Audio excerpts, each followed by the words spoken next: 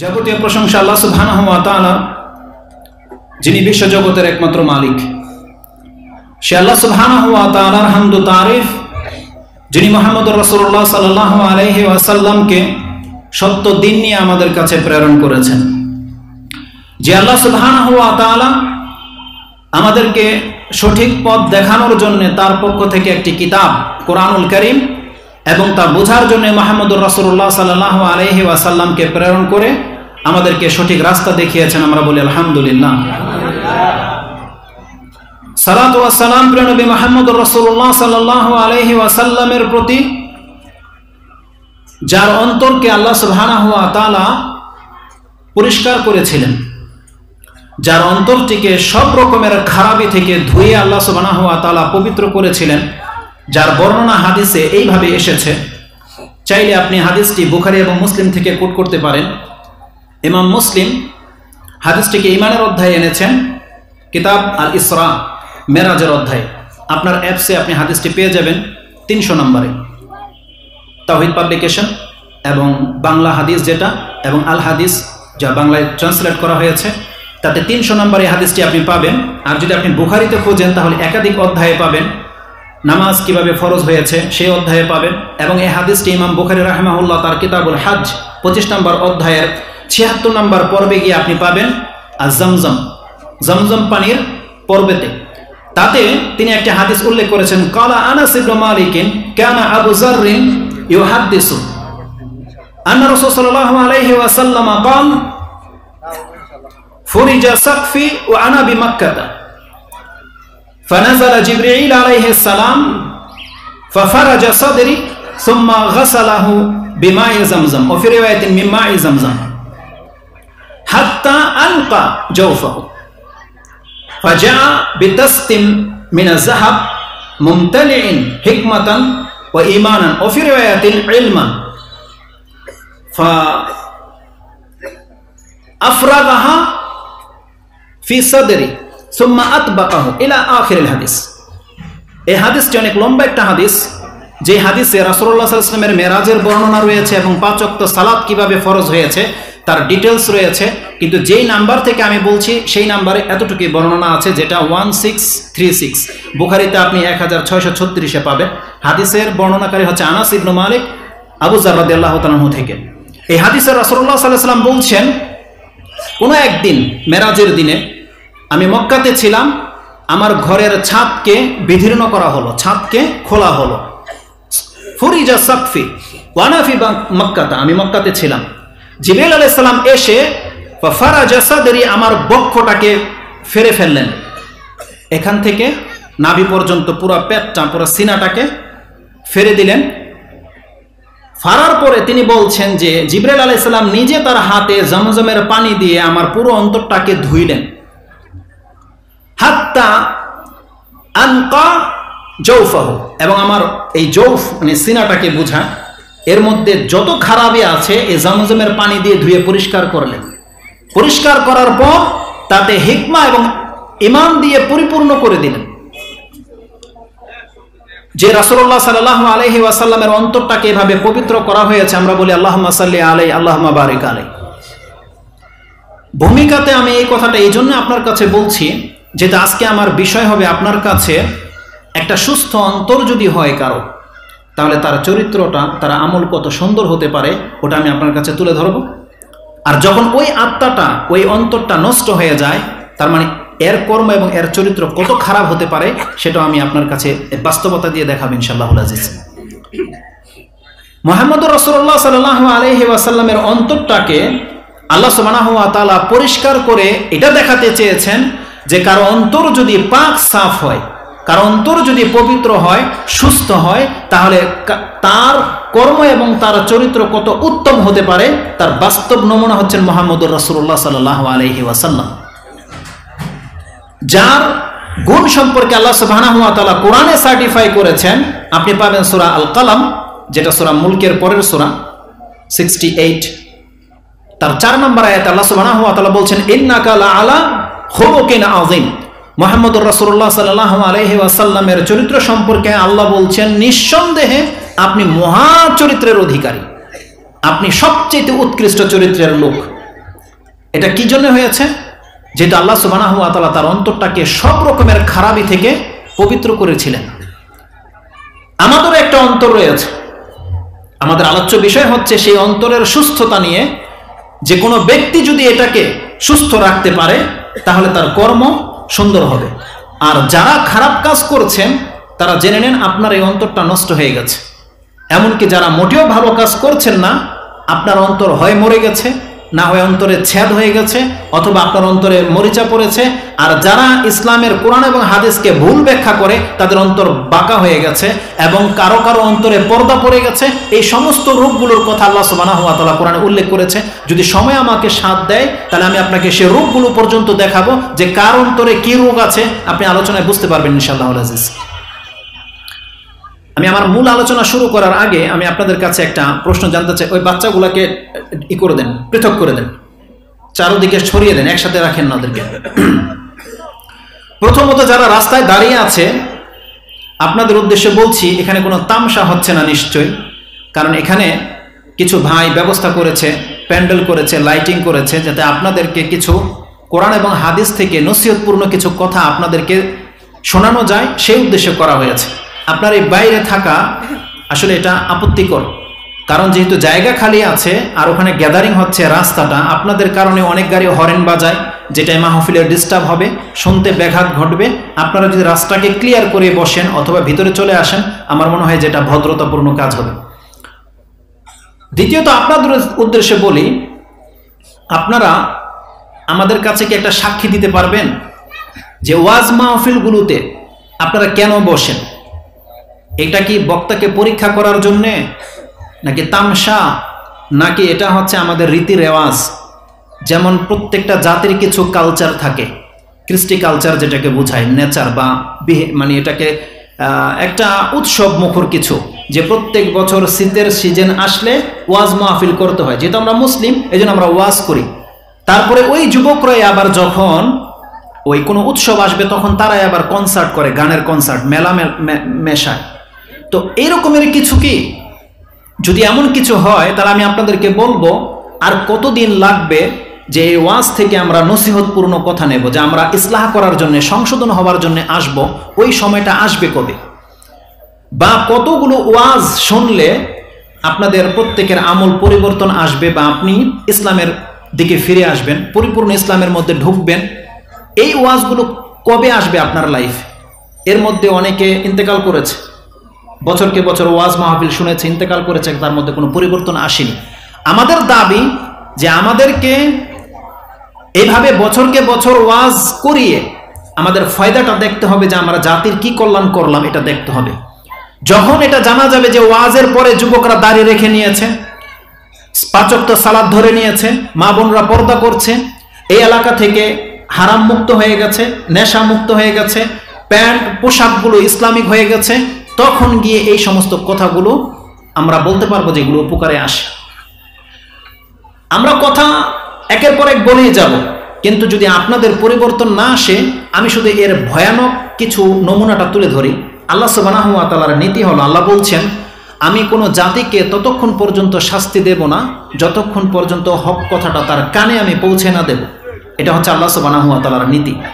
আপনার কাছে ইসলামের পুরো ইতিবৃত্তান্ত, হালাল হারাম সবকিছু জ্ঞান আল্লাহ সুবহানাহু ওয়া তাআলা আপনার কানে দিয়ে দেবে, তারপরে হবে রেজাল্ট। এরপরে যদি আপনার সংশোধন না আসে, তখন আল্লাহ সুবহানাহু ওয়া তাআলা বলতে পারবে যে আমি তোমার কাছে আমার মেসেজটা পৌঁছে দিয়েছিলাম, এর জন্য আমি কোরআন নাজিল করেছি, এর জন্য আমি রাসূল পাঠিয়েছি, রাসূলের পরে তার উম্মতের কিছু লোকেরা তোমাদের কাছে এই দাওয়াত পৌঁছে দিয়েছে, আপনার হাতে কোনো উযর বাকি থাকবে না। আল্লাহ তার উযরটাকে কায়েম করে দেওয়ার জন্যই কিন্তু কোরআন নাজিল করেছেন এবং রাসূল পাঠিয়েছে। এই ভাষাতে মুসলিমে একটা হাদিস রয়েছে যে রাসূল সাল্লাল্লাহু আলাইহি ওয়াসাল্লাম বলছেন, ওয়াবিযালিকা আনজালাল কিতাবা ওয়া আরসালার রাসূল। এই জন্যই আল্লাহ কিতাব নাজিল করেছেন এবং রাসূলকে প্রেরণ করেছেন, যাতে আল্লাহর পক্ষ থেকে এটা হুজ্জত কায়েম হয়ে যায়, আপনি যেন বলতে না পারেন যে আল্লাহ আমি জানতাম না, এটা যেন না হয়।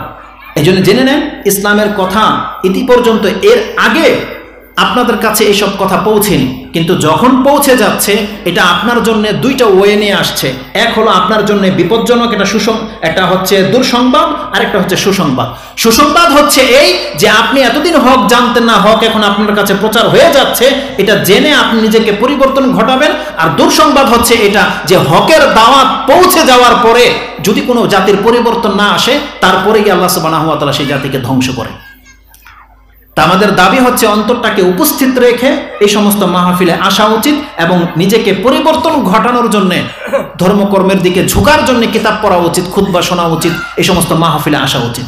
যদি ধর্মের কথা শুনে আপনার মধ্যে পরিবর্তন না আসে, আজকে আমি দেখাবো, তাহলে আপনি জেনে নেন যে আপনার অন্তর হার্ড হয়ে গেছে, শক্ত হয়ে গেছে, আপনার অন্তরে তালা লেগে গেছে, আপনার অন্তরে মরিচা পড়ে গেছে, যার ফলে আপনার দ্বারা ভালো কিছু সমাজ পাচ্ছে না। আপনার এই অসুস্থ অন্তরটাকে সুস্থ করতে হবে। আল্লাহ সুবহানাহু ওয়া তাআলার কাছে দোয়া করি আমার মুখ থেকে যেন ওই কথাগুলো বের করা হয় যেটা আমার এবং আপনাদের জন্য উপকার বয়ে নিয়ে আসে। আমিন ইয়া রাব্বাল আলামিন। প্রথমত, আমাদের প্রত্যেকের দেহে একটা অন্তর আছে। কোনো ব্যক্তিকে আল্লাহ দুইটা অন্তর দেয়নি। কোরআনে আল্লাহ সুবহানাহু ওয়া তাআলা কথাটা এইভাবে বলেছে, দেখেন, আমি আমার মতো করে কোন একটা কিচ্ছা বানিয়ে কথা বলতে পারতাম, কিন্তু কোরআনে এবং হাদিসে এত যথেষ্ট কথা রয়ে গেছে, যখন আমার দলিল জানা আছে, তাই ওই কথাটা আমি ডাইরেক্ট আল্লাহর আয়াত দিয়ে এবং হাদিস দিয়ে আপনার কাছে পেশ করব। আপনি এটাকে মূল্যায়ন করার চেষ্টা করেন। আমি বলছি আমাদের একটা অন্তর আছে, এটা সবাই জানে, কিন্তু কোরআনের একটা আয়াত আছে, সেই আয়াত দিয়ে আপনাকে জানতে হবে। কোরআনে আল্লাহ সুবহানাহু ওয়া তাআলা সূরা আল আহজাব 33 নম্বর সূরার শুরুতেই বলেছেন, আল্লাহ বলছেন, ওমা জাআলাল্লাহু লিরাজুলিন মিন কলবাইনি ফি জাওফি। আল্লাহ সুবহানাহু ওয়া তাআলা কোনো ব্যক্তির সিনাতে, বক্ষে দুইটা অন্তর রাখেন নাই। তার মানে প্রত্যেকটা ব্যক্তির বক্ষে মাত্র একটা অন্তর রয়েছে, প্রত্যেকের। আপনি বিনা রিপোর্টে কোরআন থেকে জেনে যাচ্ছেন যে আপনার একটা অন্তর আছে, হার্ট আছে, হৃদয় আছে। এই কথাটাতে আপনার ঈমান আমলে কি প্রভাব পড়বে, কি এমন বিষয় আছে দেখার মতো, আমার মনে হয় যে আপনি দেখতে পাচ্ছেন না। কিন্তু আমি আপনাকে দেখাতে চাচ্ছি, যেই জন্য আমি কথাটা বললাম, সেটা হচ্ছে এই, যদি কোনো ব্যক্তির বক্ষে দুইটা অন্তর দেওয়া হতো, একটা ভালো অন্তর, একটা খারাপ অন্তর, তাহলে রেজাল্ট কি হতো? আপনি যত ভালো কাজ করেন না কেন, আপনার খারাপ অন্তরটাকে আপনি ভালো করতে পারতেন না। তার মানে আপনার দ্বারা ভালোর সাথে খারাপ কাজও হতো। আর যারা খারাপ করছে, এই খারাপ তার ভালো অন্তরটাকে কখনো নষ্ট করতে পারতো না। তার মানে তার দ্বারা ভালো কিছু কাজও হতো। আর আরেকটা দিক হচ্ছে, যদি দুইটা অন্তর থাকতো আমাদের প্রত্যেকের মাঝে, তাহলে আমাদের কারো মর্যাদায় তারতম্য হতো না। তখন দেখা যেত যে একজন সাধারণ মানুষের দ্বারা যে ভালো কাজটা হয়, যে পাপটা হয়, একটা হুজুরের দ্বারাও, একটা সৎ লোকের দ্বারাও, একটা ইমামের দ্বারাও ওই সৎ কাজ, ওই খারাপ কাজ উভয়টা হতো। কারণ প্রত্যেকের মধ্যে দুইটা অন্তর যদি থাকতো, একটা ভালো একটা মন্দ, তাহলে ভালো মন্দ আমাদের দ্বারাও হতো। এবার আপনি বুঝেন যে আমি যে জিনিসটা আপনাকে দেখাতে চাচ্ছি, তার মানে আল্লাহ বলছেন না, তোমার সিনাতে অন্তর একটাই আছে। এখন একটা অন্তর থাকার পরে একজন লোক আপনার পাশের ভাই হারাম খায় না, দাড়ি রেখেছে, 5 ওয়াক্ত সালাত আদায় করে, ইসলামের উপরে আছে, আপনি নেই, ওই একই অন্তর কিন্তু আপনার মধ্যেও আছে। তাহলে সে যেহেতু তার অন্তরটাকে সুস্থ রাখতে পেরেছে, সে তার অন্তরটাকে ভালো রাখতে পেরেছে, তাই তার মর্যাদা বৃদ্ধি পাচ্ছে। আর আপনি আপনার ওই অন্তরটাকে নষ্ট করে দিচ্ছেন, বিদায় আপনার দ্বারা খারাপ কাজ হচ্ছে। এই জন্য আপনার লেভেল নিচের দিকে নেমে যাচ্ছে। ওই একটাই অন্তর, এটা অনেক বড় সেন্সিটিভ একটা বিষয়। এই একটা অন্তর হওয়ার কারণে আপনার আমলে যেটা প্রভাব পড়বে আপনি জেনে নেন। এরপর থেকে আপনি যত পাপ করবেন, আপনার অন্তর তত নষ্ট হতে থাকবে। আর আপনি যদি ভালো কাজ করেন, তাহলে আপনার এই ভালো কাজ আপনার অন্তরটাকে সুস্থ করতে থাকবে। একটা অন্তর থাকার এটা একটা ফায়দা। কিন্তু দুইটা যদি হতো, তাহলে যত বড় ফেরেশতার মতো চরিত্রের লোক হয়ে যাক না কেন, তার দ্বারাও পাপ হতো, কেননা তার দ্বারা আরেকটা খারাপ অন্তর রয়ে গেছে। এই জন্য আল্লাহ সুবহানাহু ওয়া তাআলা মাত্র একটা অন্তর রেখেছে, যাতে করে কেউ চাইলে এই অন্তরটাকে ভালো রাখতে পারে, কেউ চাইলে এই অন্তরটাকে খারাপ করে দিতে পারে। আর রেজাল্ট তার কর্মে বর্তাবে। যার ভালো অন্তর, সে ভালো কাজ করবে, ভালো কিছু ভাববে, ভালো কিছু ফিল করবে। কিন্তু যার খারাপ অন্তর, সে খারাপই করবে, খারাপই ভাববে, খারাপের সঙ্গেই তার বসবাস। আল্লাহ সুবহানাহু ওয়া তাআলা বলছেন, প্রত্যেকটা ব্যক্তির বক্ষে মাত্র একটা অন্তর রয়েছে। আপনি কি ফিল করেন যে আপনার এই অন্তরটা, এটা কত মূল্যবান একটা সম্পদ? প্রথমে আমি আপনাকে দেখাতে চাই, মানুষের বক্ষে বা মানুষকে যে অন্তরটা দেওয়া হয়েছে, এমন একটা অন্তর জিনকেও দেওয়া হয়নি, ফেরেশতাদেরকে দেওয়া হয়নি, কোনো পশু পাখিকে দেওয়া হয়নি। এটা আপনি আগে বুঝেন। আপনার যে বক্ষে একটা অন্তর রয়েছে, একটা হার্ট, হৃদয় রয়েছে, একটা নাফস আপনাকে দেওয়া হয়েছে। আপনার এই নাফসের মতো আল্লাহ সুবহানাহু ওয়া তাআলা অন্য কোন সৃষ্টিকে এমন একটা নাফস দেয়নি। মানুষের অন্তর ভালো কিছু ফিল করতে পারে, মানুষের অন্তর স্বাধীন, মানুষের অন্তর যা ইচ্ছা তা চায়, মানুষের অন্তর সে আল্লাহ সুবহানাহু ওয়া তাআলার নাফরমানি করতে পারে এবং তার আনুগত্য হতে পারে, যেটা আল্লাহ সুবহানাহু ওয়া তাআলা ফেরেশতাদেরকে দেয়নি। মানুষের অন্তর ভালো কিছু ফিল করে, তার সে আনন্দ উপভোগ করতে পারে, যেটা আল্লাহ সুবহানাহু ওয়া তাআলা পশু পাখিকে দেয়নি। ফেরেশতাদেরকে মাত্র একটা অন্তর, একটা সাইড দেওয়া হয়েছে, ফেরেশতারা শুধু ভালো কাজ করে, খারাপ চিন্তা তাদের মধ্যে আসে না। কিন্তু মানুষের অন্তর সম্পর্কে আল্লাহ সুবহানাহু ওয়া তাআলা বলছেন এটা এত সেনসিটিভ একটা বিষয়, এই অন্তর চাইলে পাপও করতে পারে, আবার চাইলে ভালো হইতে পারে। একটাই জিনিস, এটা খারাপও হয় আবার ভালো হয়। কোরআন আল্লাহ সুবহানাহু ওয়া তাআলা বলছেন এটা যেহেতু একটা রিমুভাল একটা বস্তু, আল্লাহ এটাকে কসম করে বলছে ওয়া নাফসি ওয়া মা সাওয়াহা। কোরআন আল্লাহ সুবহানাহু ওয়া তাআলা সূরা আশ-শামস 90 নম্বর সূরা, সম্ভবত এটা তার 7-8 নম্বর আল্লাহ সুবহানাহু ওয়া তাআলা এই কথা বলছেন যে মানুষের নাফসটা এত সেনসিটিভ একটা সৃষ্টি। আল্লাহ বলছেন ওয়া নাফসি ওয়া মা সাওয়াহা, আমি শপথ করছি এই নাফসের এবং যিনি এই নাফসটাকে বানিয়েছে। তার মানে আল্লাহ সুবহানাহু ওয়া তাআলা নিজের কারিগরিতাটাকে পেশ করতে চাচ্ছে যে কত চমৎকার স্রষ্টা তিনি, যে তিনি এমন একটা নাফস বানিয়েছে যে নাফস কি করে। তারপরে আল্লাহ সুবহানাহু ওয়া তাআলা বলছে ফা আলহামাহা ফুজুরাহা ওয়া তাকওয়াহা। এটা এমন একটা বস্তু যেটা মন্দ হয় আবার এটা ভালো ধারণ করার ক্ষমতা এর মধ্যে দেওয়া হয়েছে। এই আয়াতটাকে লক্ষ্য করে দেখা যাবে মানুষের অন্তরটা হচ্ছে একটা জংলি পশুর মতো, একটা বিরাট পশু, সেটা হাতি বলেন, গন্ডার বলেন, বনগরু বলেন। আপনি একটা জংলি পশুর স্বভাব কি জানেন? আপনি ওটাকে লাগামহীন ছেড়ে দেন, আপনি তার সাথে পেরে উঠবেন না। আপনাকে ওই পশুর কাছে হেয় মনে হবে, নিঃস্ব মনে হবে, আপনি ভয় পাবেন। কিন্তু ওই পশুটাকে যদি আপনি লাগাম পরিয়ে দেন, তখন সে আপনার ইশারায় ঘুরবে। বাস্তবতার সাথে এটার মিল আছে কিনা নাই? আপনি দেখতে পান একটা বিশাল হাতি যখন জঙ্গলে ঘোরে, তখন আপনি ওর ভয়ে পালান, কিন্তু যখন ও আপনার কন্ট্রোলে থাকে, মাত্র একটা ফলার মধ্যে আপনার হাতে থাকে, এই হাতিকে যা বলেন ও তা করে। একটা বনগরুর যদি ওকে নাশা লাগানো হয়, তাহলে ওকে যদি লাগাম পরানো হয়, তাহলে সে যত বড় শক্তিশালী হোক না কেন, একটা 3.5 হাত মাটির কাছে, মানুষের কাছে ও নিঃস্ব।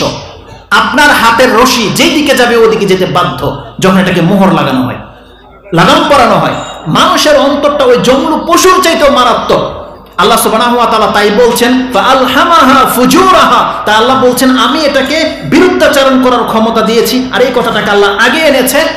আপনি দেখতে পান মুসলিম ছাড়া যত অমুসলিম আছে, মুসলিম যারা তাদের অন্তরটাকে ইমানের উপরে লাগাম পরিয়ে নিয়েছে, ইসলামের উপরে, যে আমি আত্মসমর্পণ করেছি আল্লাহর কাছে, একজন মুসলিমের আচার আচরণ, একজন কাফেরের আচার আচরণ দেখেন।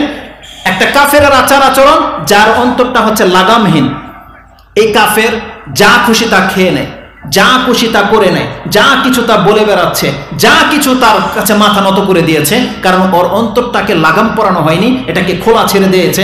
যার ফলে ও লিঙ্গকে সেজদা করে, দেখতে পান আপনি। যার ফলে ও নোংরা বস্তু একেবারে পচা সরা খেয়ে নেয়। কারণ মানুষের অন্তরটা কত নোংরা হতে পারে আপনি দেখেন, যখন সেটা লাগামের বাইরে ছেড়ে দেওয়া হয়েছে, ও যেখানে সেখানে মুখ দেবে। ও মহিলাদের সাথে এমন জায়গায় মুখ লাগায় যেটা কোনো মুসলমানদের উচিত নয় কখনো করা, যদি কোনো ব্যক্তি মুসলমান হয়ে থাকে।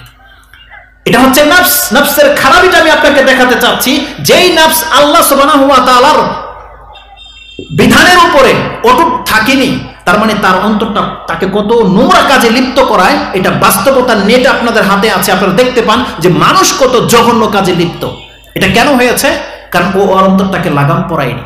কিন্তু আল্লাহ সুবহানাহু ওয়া তাআলা বলছেন এই অন্তরটাকে এমনি খোলা ছেড়ে দিলে ও যা খুশি তা করবে, যাকে তাকে মেরে দেবে, যার সাথে তার সাথে সহবাস করে ফেলবে, যেখানে সেখানে ও গিয়ে মুখ লাগাবে, যেখানে সেখানে সেজদা করে ফেলবে, ওর যা খুশি তা করবে। আল্লাহ বলছেন এই জন্য তোমাদেরকে তোমাদের অন্তরটাকে লাগাম পরাতে হবে। আর সেই লাগামটা কি? আল্লাহ সুবহানাহু ওয়া তাআলা বলছেন সেটা হচ্ছে ইসলাম।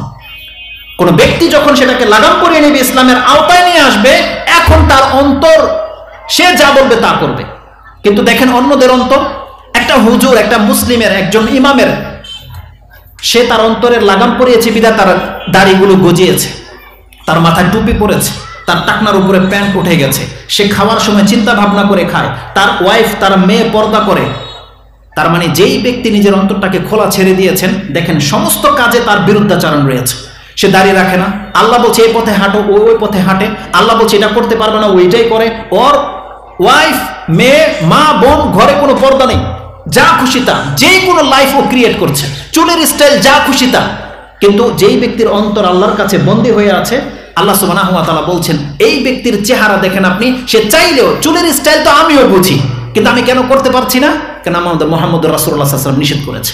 আজকে সমাজে যা চালু হয়েছে, 4 আঙ্গুল চেঁচে ফেলে দেওয়া হয়, যেটা কোনো এক যুগে, আমি বলেছিলাম মনে হয় মাঠে না কোথাও, যেটা কোনো এক যুগে চোরদের করা হতো, ওটা বর্তমান ডিজিটাল যুগে এটা আপনার ফ্যাশন কি করে হয়ে গেল বলেন? আপনাদের গ্রামগঞ্জে না হতো, এটা চুরি করলে এখান দিয়ে কেটে ফেলে দিত, এখান দিয়ে কেটে ফেলে দিত, এখান দিয়ে রেখে দিত। এটা একটা সময় একটা চোরের শাস্তি ছিল।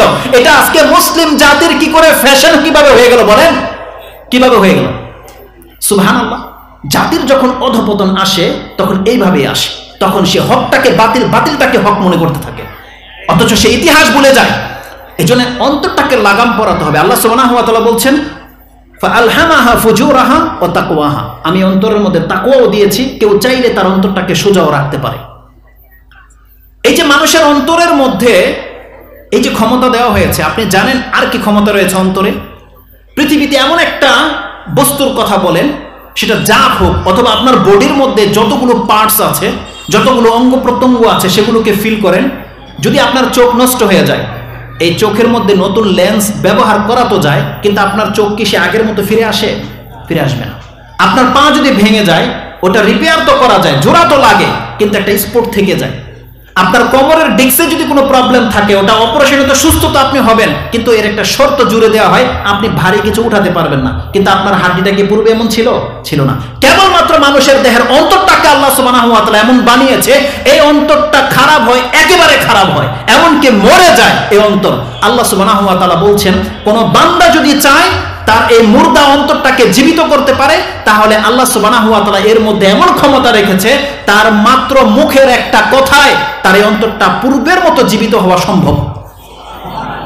একটা মানুষ পাপ করেছে, কাফের হয়ে আছে, ওর অন্তর মরে গেছে, আল্লাহ বলছেন ওর অন্তরটা এতভাবে নষ্ট হয়ে গেছে, কিন্তু ও যদি চায় যে আল্লাহ আমার অন্তরটাকে আমি সুস্থ করতে চাই, আল্লাহ বলছে মাত্র একটা কথায় যদি সে বলে নেয় লা ইলাহা ইল্লাল্লাহ, তাহলে ওর অন্তরটা যেমন আল্লাহ সৃষ্টি করেছিল ওইভাবে পবিত্র হয়ে যাবে।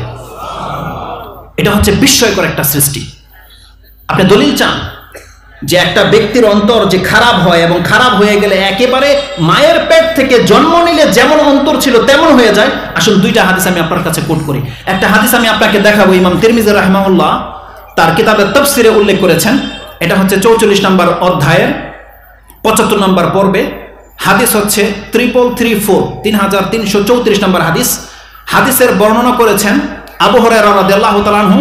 তিনি বলছেন, ক্বালা রাসূলুল্লাহ সাল্লাল্লাহু আলাইহি ওয়াসাল্লাম ইন্নাল আবদা ইযা আখতা খাতিআতান নুকিতাত ফি কলবিহি নুকতাতুন সাওদা ফাইযা হুয়া নাযা ওয়াস্তাগফারা ওয়া তাবা সুকিলা কলবু ইলা আখির হাদিস। এই পর্যন্তই থামি। রাসূলুল্লাহ সাল্লাল্লাহু আলাইহি ওয়াসাল্লাম এই হাদিসে বলছেন, কোন বান্দা যদি পাপ করে, তার পাপের অনুযায়ী তার অন্তর নষ্ট হয়। একটা পাপ করবে, একটা কালো দাগ হয়। এভাবে যখন সে পাপের মাত্রা বাড়িয়ে দেয়, তার অন্তরের দাগের মাত্রা বেড়ে যায়। এমনকি হাত্তা রান বলছেন একেবারে ঝং পড়ে যায়, মরে যায় তার অন্তর, ভালো কিছু অ্যাকসেপ্ট করে না। কিন্তু রাসূল সাল্লাল্লাহু আলাইহি ওয়াসাল্লাম বলছেন ফাইজা হুয়া নাযা, যখন সে পাপের রাস্তাটাকে সে বন্ধ করে দেয়, ওয়াস্তাগফার আল্লাহর কাছে ক্ষমা চায়, ওয়া তাবা আল্লাহর কাছে ফিরে আসে, সুকিলা কলবুহু, সে তার অন্তরটাকে চকচক করে ফেলে। তার মানে সাথে সাথে তার অন্তর চকচক হয়ে যাবে, একেবারে যেভাবে গ্লেজ ছিল প্রথমে হুবহু ওই রকম হয়ে যাবে। আল্লাহ সুবহানাহু ওয়া তাআলা বলছে। আরো আশ্চর্য ব্যাপার হচ্ছে রাসূলুল্লাহ সাল্লাল্লাহু আলাইহি ওয়াসাল্লামের এই হাদিস, যেটা ইমাম ইবনে মাজাহ রাহিমাহুল্লাহ তিনি উল্লেখ করেছেন কিতাবুজ যুহুদ 31 নম্বর পর্বে, সর্বশেষ অধ্যায়ে এটা, তার 30 নম্বর পরিচ্ছেদে আপনি পাবেন। কিতাবুত তাওবা হাদিস নাম্বার হচ্ছে 4250 4250 নম্বরে আপনি পাবেন। রাসূলুল্লাহ সাল্লাল্লাহু আলাইহি ওয়াসাল্লাম থেকে হাদিসটি আব্দুল ইবনে আমর সম্ভবত রয়েছে। তিনি বলছেন, ক্বালা রাসূলুল্লাহ সাল্লাল্লাহু আলাইহি ওয়াসাল্লাম আত-তাইবু মিনাজ যামবি কামান লা যামবালা। একজন তওবাকারী ব্যক্তি পাপ থেকে যদি ফিরে আসে, তাহলে তার অন্তরটা ওই রকমের পবিত্র হয়ে যায় যেই ব্যক্তি জীবনে কোনোদিন পাপ করেনি। বুঝেন? আতাইবু মিনাজ যামবি কামান লা যামবা লাহ। একটা পাপী ব্যক্তি যদি তওবা করে ফিরে আসে তাহলে তার মর্যাদা, তার চরিত্র ওই রকম আল্লাহ করে দেয় যেই ব্যক্তি জীবনে কোনোদিন পাপ করেনি। কামান লা যামবা লাহ, যার কোনো পাপ নেই। বলুন তো কার পাপ নেই এই পৃথিবীতে? কার পাপ নেই? দেখি আপনাদের মেমোরি কাজ করে কিনা। কোন ব্যক্তিকে গ্যারান্টি দিতে পারবে তার পাপ নেই? কিন্তু আছে কিছু মানুষ যাদের পাপ নেই, যাদেরকে মাসুম বলা হয়। তারা কারা? আম্বিয়াগণ। তারা হচ্ছেন আম্বিয়াগণ, নবী রাসূলদের কোনো পাপ নেই। তারা যদি কোনো ভুল ত্রুটি তাদের হয়ে থাকে, সাথে সাথে আল্লাহর পক্ষ থেকে তালকিন করা হয়, সাথে সাথে তারা ওটাকে চেঞ্জ করে নেয় এবং আল্লাহ তাদেরকে ক্ষমা করে দেয়। তাদের আমল নামায় কোনো পাপের চিহ্ন পর্যন্ত নেই। এই জন্য তাদেরকে মাসুম বলা হয়, নিষ্পাপ। নিষ্পাপ কারা এই পৃথিবীতে? একমাত্র আম্বিয়াগণ। আম্বিয়াগণ ছাড়া কোনো ব্যক্তির কোনো গ্যারান্টি নেই যে তার দ্বারা পাপ হয়েছে কি হয়নি। হাদিসের ভাষাটা কি? আতাইবু মিনাজ যামবি কামান লা যামবা লাহ। একজন পাপী ব্যক্তি যদি তওবা করে ফিরে আসে, তার আমলনামায় ওইভাবে সাফ হয়ে যায় যেমন নবীদের আমলনামা রয়েছে, তার কোনো পাপই নেই। তার মানে একটা মরে যাওয়া অন্তর যদি কোনো ব্যক্তি তওবা করে ফিরে আসে, তার অন্তরটা আবার নিষ্পাপ হয়ে যায়। কত সেনসিটিভ একটা বস্তু আপনি চিন্তা করে দেখেন। পৃথিবীর অন্য কোন বস্তুতে আল্লাহ সুবহানাহু ওয়া তাআলা এই ক্ষমতা রাখেনি, তার বডির কোন পার্টসে আল্লাহ এই ক্ষমতা রাখেনি, যেমনটা আল্লাহ সুবহানাহু ওয়া তাআলা মানুষের অন্তরে রেখেছে। এই অন্তরটা আল্লাহ সুবহানাহু ওয়া তাআলার অনেক বড় একটা নিয়ামত, অনেক বড় একটা অনুগ্রহ, যে আল্লাহ সুবহানাহু ওয়া তাআলা এটাকে আবার মরে যাওয়ার পরে জিন্দা করার ক্ষমতা রেখেছে। যদি আল্লাহ সুবহানাহু ওয়া তাআলা তওবার মধ্যে ক্ষমতা না রাখতো, তাহলে আজকে আমরা যারা আমাদের দাড়ি সাদা হয়ে গেছে, কোরআনের একাধিক আয়াতে আল্লাহ উল্লেখ করেছে। চাইলে আপনি দুইটা আয়াত কোট করতে পারেন। একটা আয়াত আপনি পাবেন সূরা আল মুলক 66 নম্বর সূরার 23 নম্বর আয়াতে, এবং ওই সেম আয়াত আপনি পাবেন সূরা সাজদা 32 নম্বর সূরার 9 নম্বর আয়াতে। আল্লাহ সুবহানাহু ওয়া তাআলা মুহাম্মদুর রাসূলুল্লাহ সাল্লাল্লাহু আলাইহি ওয়াসাল্লামকে বলছেন, কুল হুয়াল্লাযী আনশাআকুম ওয়া জাআলা লাকুমুস সামআ ওয়াল আবসারা ওয়াল আফইদা কালিলাম মা তাশকুরুন। কোরআনে আল্লাহ সুবহানাহু ওয়া তাআলা বলছেন, হে নবী আপনি বলে দেন যে তিনি সেই সত্তা যিনি তোমাদেরকে অস্তিত্বে এনেছেন, সৃষ্টি করেছেন এবং তোমাদেরকে শ্রবণ শক্তি দিয়েছেন, দৃষ্টি শক্তি দিয়েছেন এবং অন্তর দিয়েছেন। কালিলাম মা তাশকুরুন, কিন্তু তোমরা খুব অল্পই শুকরগুজার বান্দা, তোমরা খুব অল্পই আল্লাহ সুবহানাহু ওয়া তাআলার শুকরিয়া আদায় করে থাকো। তার মানে আল্লাহ সুবহানাহু ওয়া তাআলা যেহেতু শুকরিয়ার কথা এনেছেন, তার মানে তার আগের প্রত্যেকটা হচ্ছে অনেক বড় বড় এক একটা নিয়ামত। কারণ আল্লাহ সুবহানাহু ওয়া তাআলা নিয়ামতের পরেই শুকরিয়া তলব করেছে, কিন্তু আমরা এগুলো ফিল করি না যেগুলো আমাদের নিয়ামত। আপনি কি জানেন আপনার দৃষ্টি শক্তি পশুর মতো নয়? পশু শুধু সবুজ দেখতে পায়, ওটা হালাল না হারাম দেখতে পায় না। কিন্তু মানুষের দৃষ্টিতে তো পাওয়ার রেখেছে আল্লাহ সুবহানাহু ওয়া তাআলা। মানুষ দেখতে পায় যেটা কোনটা আমার খাদ্য, কোনটা আমার খাদ্য নয়, কোনটা ভালো কোনটা মন্দ, মানুষ দেখে বুঝতে পারে। মানুষ দেখে বুঝতে পারে সামনে কি তার বিপদ রয়েছে না তার জন্য কল্যাণ রয়েছে। মানুষের দৃষ্টিতে তো পাওয়ার রেখেছে আল্লাহ সুবহানাহু ওয়া তাআলা। মানুষ এই সব কিছু দেখে আল্লাহকে চিনতে পারে, যেটা পশুকে দেওয়া হয়নি। মানুষের শ্রবণ শক্তির মধ্যে আল্লাহ সুবহানাহু ওয়া তাআলা এতটা ক্ষমতা দিয়েছে যে তার শ্রবণ শক্তি তার অন্তরকে গাইড করে, শিক্ষা দেয় তার শ্রবণ শক্তি, কিন্তু পশুকে দেয় না। পশুকে শুধু হাত ডাক চিৎকার শুনতে পায়, কিন্তু মানুষ তার রবের তেলাওয়াত শুনতে পায়, তার ভাষা বুঝতে পারে। যে কোনো ল্যাঙ্গুয়েজে যদি কোনো ব্যক্তি কথা বলে, তার মানে চট করে মানুষ বুঝতে পারে যেটা কি বাংলা, ইংলিশ, উর্দু, ফার্সি নাকি, মানুষ বুঝতে পারে। কিন্তু পশু বুঝতে পারবে? পশু বুঝতে পারবে না। পশু শুধু ইশারা বোঝে, শব্দ বোঝে, যেটা আওয়াজ করা হয়েছে। কিন্তু আল্লাহ সুবহানাহু ওয়া তাআলা মানুষকে ক্ষমতা দিয়েছে যে মানুষ অন্যের ভাষা বুঝতে পারে যেটা আমার ভাষা নয়।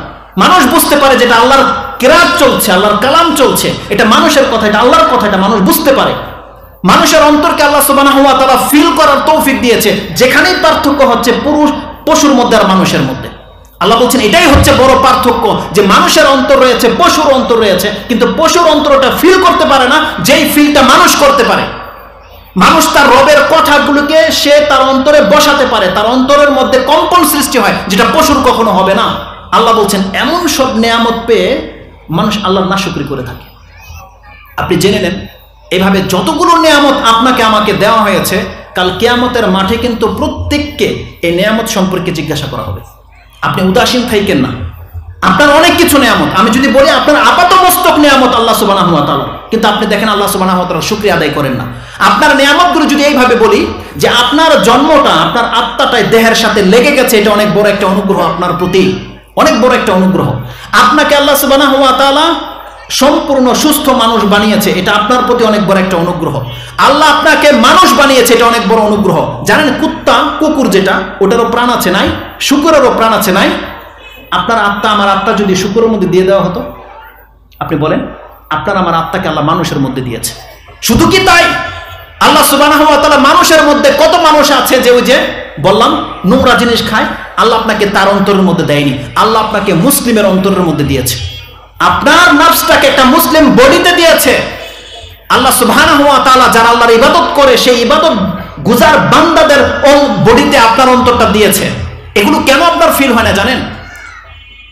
কিয়ামতের মাঠে যখন আল্লাহ সুবহানাহু ওয়া তাআলার দয়ায় আপনাকে ক্ষমা করে দেবে, যেই দিন আপনাকে জান্নাত দিয়ে দিবে, সেই দিন বুঝবেন আল্লাহ আপনার উপর কত বড় অনুগ্রহ করেছে। আজকে যারা পাপী তারা জাহান্নামের কথা শুনলে মনে করে যে আল্লাহ আমাকে সৃষ্টি বা কেন করলো। অনেকে বলে না যে জাহান্নামে ফেলা হবে, আমাকে সৃষ্টি বা কেন করলো। আপনার এই অ্যান্সার আপনি পেয়ে যাবেন যেই দিন আল্লাহর দয়া আপনাকে ক্ষমা করে দেবে। আপনি আপনার রবের রহমতে যেদিন জান্নাতটা পেয়ে যাইবেন, সেই দিন আপনি বুঝতে পারবেন, সেই দিন বলবেন যে আলহামদুলিল্লাহ যে আল্লাহ আমাকে মানুষ করে সৃষ্টি করেছিল, আলহামদুলিল্লাহ যে আল্লাহ সুবহানাহু ওয়া তাআলা আমার এত পাপ থাকা সত্ত্বে আমাকে জান্নাত দিয়ে দিয়েছে। সেই দিন আপনি ফিল করবেন আল্লাহ আপনার উপর কত বড় ইহসান করেছে। এভাবে আপনার প্রত্যেকটা প্রত্যেকটা কিছু আল্লাহ সুবহানাহু ওয়া তাআলার দেয়া অনুগ্রহ, এটা আপনাকে ফিল করতে হবে। আলা কুল্লি হাল, তো মানুষের এই অন্তরটা হচ্ছে নেয়ামত। আর আপনি জেনে নেন প্রত্যেকটা নেয়ামত, প্রত্যেকটা অনুগ্রহ সম্পর্কে কাল কিয়ামতের দিন আপনাকে জিজ্ঞাসা করা হবে এবং আপনি এটাকে কি কাজে ব্যবহার করেছেন এই সম্পর্কে আপনাকে প্রশ্ন করা হবে। একটা ছোট্ট একটা আয়াত রয়েছে কোরআনে, সাধারণভাবে আল্লাহ বলে দিয়েছে আপনার জীবনের কত নেয়ামত আপনি ভোগ করছেন, সবগুলোকে আল্লাহ ছোট্ট একটা আয়াত দিয়ে উল্লেখ করে দিয়েছে। আপনি চাইলে পড়তে পারেন সূরা তাকাসুর, এটা আম্পারাতে রয়েছে 102 নম্বর সূরা, তার সর্বশেষ আয়াতে 8 নম্বর আয়াতে আল্লাহ সুবহানাহু ওয়া তাআলা বলছেন সুম্মা লাতুসআলুন্না ইয়াওমাইযিন আনিন নাঈম।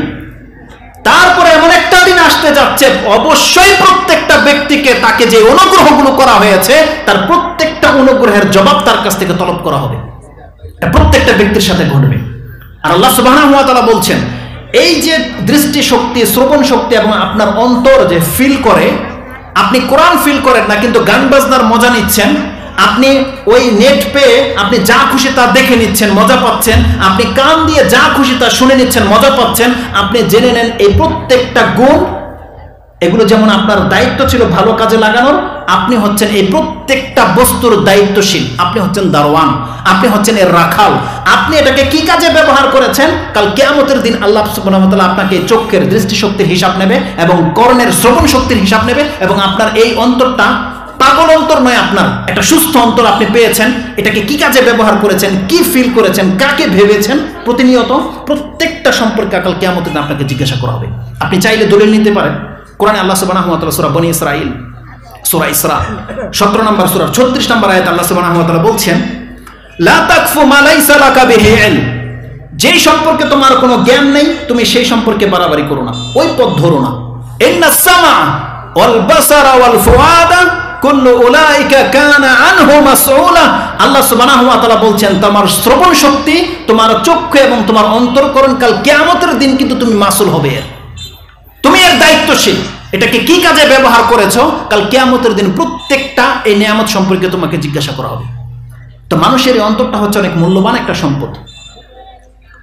মানুষের অন্তর কতটা মূল্যবান আমি আপনাকে এটাও দেখাই।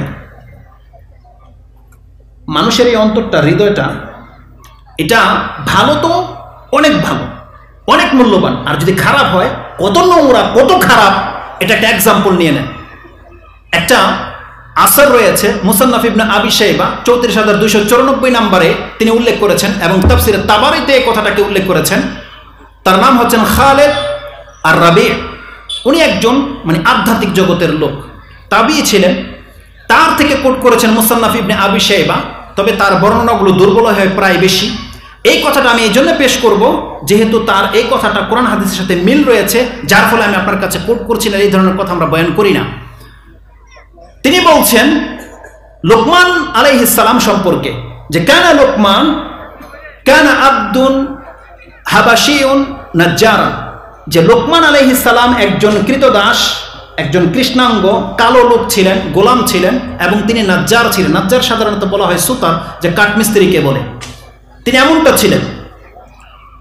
ওয়া কানা মাওলাহু ক্বালা লাহু, কোন একদিন তার মাওলা বা তার সাইয়্যিদ, তার মালিক তাকে বলছে ইসবাহালি আজবাহালি শাতান, তুমি আমার জন্য একটা বকরি জব করো। তিনি জব করলেন। কালা আতিনি আতিয়াবা মুদগাতাইনি, তুমি এই বকরির মধ্যে সবচাইতে উত্তম দুইটা গোশতের টুকরা আমাকে বের করে দাও। ফাআতাহু, তিনি ফাআতাহু বিল্লিসানি ওয়া কলবি, তিনি ওই বকরি থেকে জিহ্বাটা এবং অন্তরটাকে বের করে দিয়েছে যে এই দুইটা হচ্ছে সবচাইতে উত্তম গোশতের টুকরা। তিনি বলছেন আলাইসা মিন হাযা শাইউন আতিয়াবু মিন হাযিহি হাযাইনি, এই দুইটা ছাড়া কি এই বকরির মধ্যে আর কোনো ভালো গোশতের টুকরা নাই? তিনি বলছেন যে না। তার এই কথা শুনে তার মালিক ফাসাকাতা আনহু সাকাতান, তার কাছ থেকে চুপ করে গেলেন দীর্ঘদিন। আও ফি রিওয়ায়াতিন ফামাকাসা মাশা আল্লাহ, বেশ কিছুদিন কেটে গেল। তারপর আরেকদিন বলছেন ইসবাহালি শাতান, আমার জন্য একটা বকরি জব করে নিয়ে আসো। আবার একদিন জব করেছে, বলছে আলকে আলকে আখবাসা মুদগাতাইনি, এই বকরির মধ্যে সব থেকে খারাপ মন্দ দুইটা গোশতের টুকরাকে ফেলে দাও। তিনি কি করেছেন? ফাআলকা লিসানা ওয়া কলবা, তিনি এই জিহ্বাটাকে এবং অন্তরটাকে ফেলে দিয়েছে। তখন তার মালিক বলছে কোনো একদিন তোমাকে বলেছিলাম আমাকে এই বকরির মধ্যে সবচেয়ে উত্তম দুইটা গোশতের টুকরা আমাকে দাও, তুমি জিহ্বার অন্তরে দিয়েছিলে, আর আজকে যখন আমি তোমাকে বলছি সবচেয়ে খারাপ দুইটা গোশতের টুকরা আমাকে দাও, তুমি জিহ্বাটা আর অন্তরটাকে নিয়ে আসছো।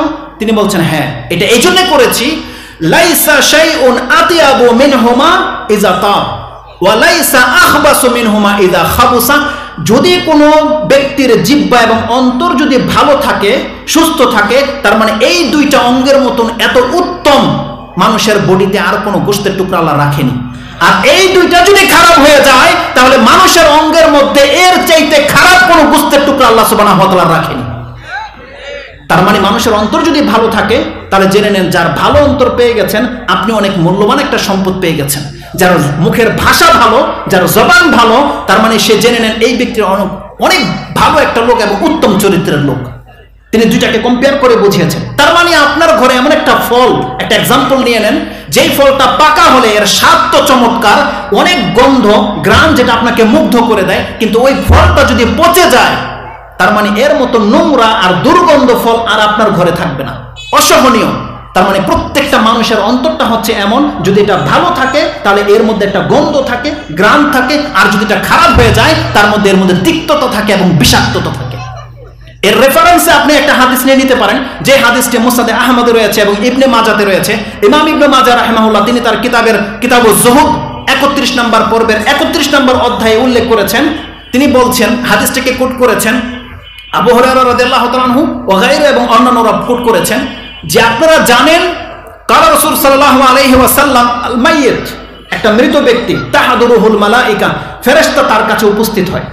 ফাইজা হুয়া রাজুলুন সালিহুন, যদি এই মৃত ব্যক্তিটা যে মরে যাবে এই যদি সৎ ব্যক্তি হয় তখন ফেরেশতা তাকে বলে, ইউকালু, তাকে বলা হয় উখরুজি ইয়া আইয়াতুহান নাফসুত তাইয়্যিব, হে পবিত্র আত্মা, কানাত ফিল জাসাদি তাইয়্যিব, যে একটা পবিত্র দেহের মধ্যে ছিলে তুমি বের হয়ে চলে আসো। তার মানে একটা পবিত্র আত্মাকে কোট করা হয়, প্রত্যেকটা সৎ লোকের আত্মাটা হচ্ছে একটা পবিত্র আত্মা, তাকে বলা হয় তুমি বের হয়ে চলে আসো। এই আত্মাকে নিয়ে যদি যখন আকাশে যাওয়া হয় তখন জিজ্ঞাসা করা হয় মান হাজা, কালা ফুলানুন, এটা অমুকের ছেলে অমুক অমুক ব্যক্তি, তখন বলে মারহাবান, তাই মারহাবান ইয়া আইয়াতুহান নাফসুত তাইয়্যিব, হে পবিত্র আত্মা তোমার জন্য সুসংবাদ, তোমার জন্য স্বাগতম, তার জন্য আকাশের দরজাগুলো খুলে দেওয়া হবে। কিন্তু রাসূল সাল্লাল্লাহু আলাইহি ওয়াসাল্লাম বলছেন ওয়াইজা কানা রাজুলুন শাররুন, যদি কোনো খারাপ ব্যক্তি হয় তাহলে তার অন্তরটা হয় একেবারে খারাপ, তখন তাকে বলা হয় ইয়া আইয়াতুহান নাফসুল খাবিসা, হে খাবিস আত্মা, নোংরা আত্মা, বের হয়ে চলে আসো। রাসূল সাল্লাল্লাহু আলাইহি ওয়াসাল্লাম বলছেন, অন্য এক বর্ণনাতে রয়েছে যে তার আত্মাটা এত দুর্গন্ধময়, পুরো আকাশ এবং জমিনের মাঝে যতটা জায়গা বাকি আছে সব দুর্গন্ধে ছড়িয়ে যায়। ফেরেশতারা তার জন্য আকাশের দরজাকে খোলে না, বলে এত নোংরা আত্মা তুমি কোত্থেকে নিয়ে এসেছো, তার জন্য আকাশের দরজা খোলা হবে না, তখন ফেরেশতারা ওখান থেকে ছুঁড়ে ফেলে, এটা সিজ্জিনে গিয়ে পতিত হয়। এত নোংরা হয় মানুষের অন্তর। তো রাসূলুল্লাহ সাল্লাল্লাহু আলাইহি ওয়াসাল্লাম বলছেন যারা সৎ কাজ করে তাদের অন্তরটা খুব ভালো সুমিষ্ট হয়, আর যারা পাপ কাজে লেগে আছে, যারা নোংরা, যারা মুশরিক, যারা বেদাতি, যারা কাফের, তাদের অন্তরটা অত্যন্ত মারাত্মক, ত্রুটিপূর্ণ এবং দুর্গন্ধযুক্ত, যার ফলে এদেরকে দুর্গন্ধ জিনিস খেতেই ভালো লাগে। নোংরা কাজ করতে তাদের ভালো লাগে, পবিত্র জায়গাগুলোতে তারা আসে না, ওই নোংরা জায়গাতে তারা বসবাস করতে ভালো লাগে। এটা আপনি দেখতে পান। অতএব আমাদের অন্তরটাকে আল্লাহ সুবহানাহু ওয়া তাআলা এতটা মূল্যবান করে সৃষ্টি করেছে, এবং এই অন্তরটা এতটা সেন্সিটিভ বিষয় যে যার এই অন্তরটা ভালো থাকবে তার কর্ম ভালো হবে, যার এই অন্তরটা খারাপ হয়ে গেছে তার কর্ম কিন্তু খারাপ হচ্ছে, কোনো ব্যতিক্রম নেই।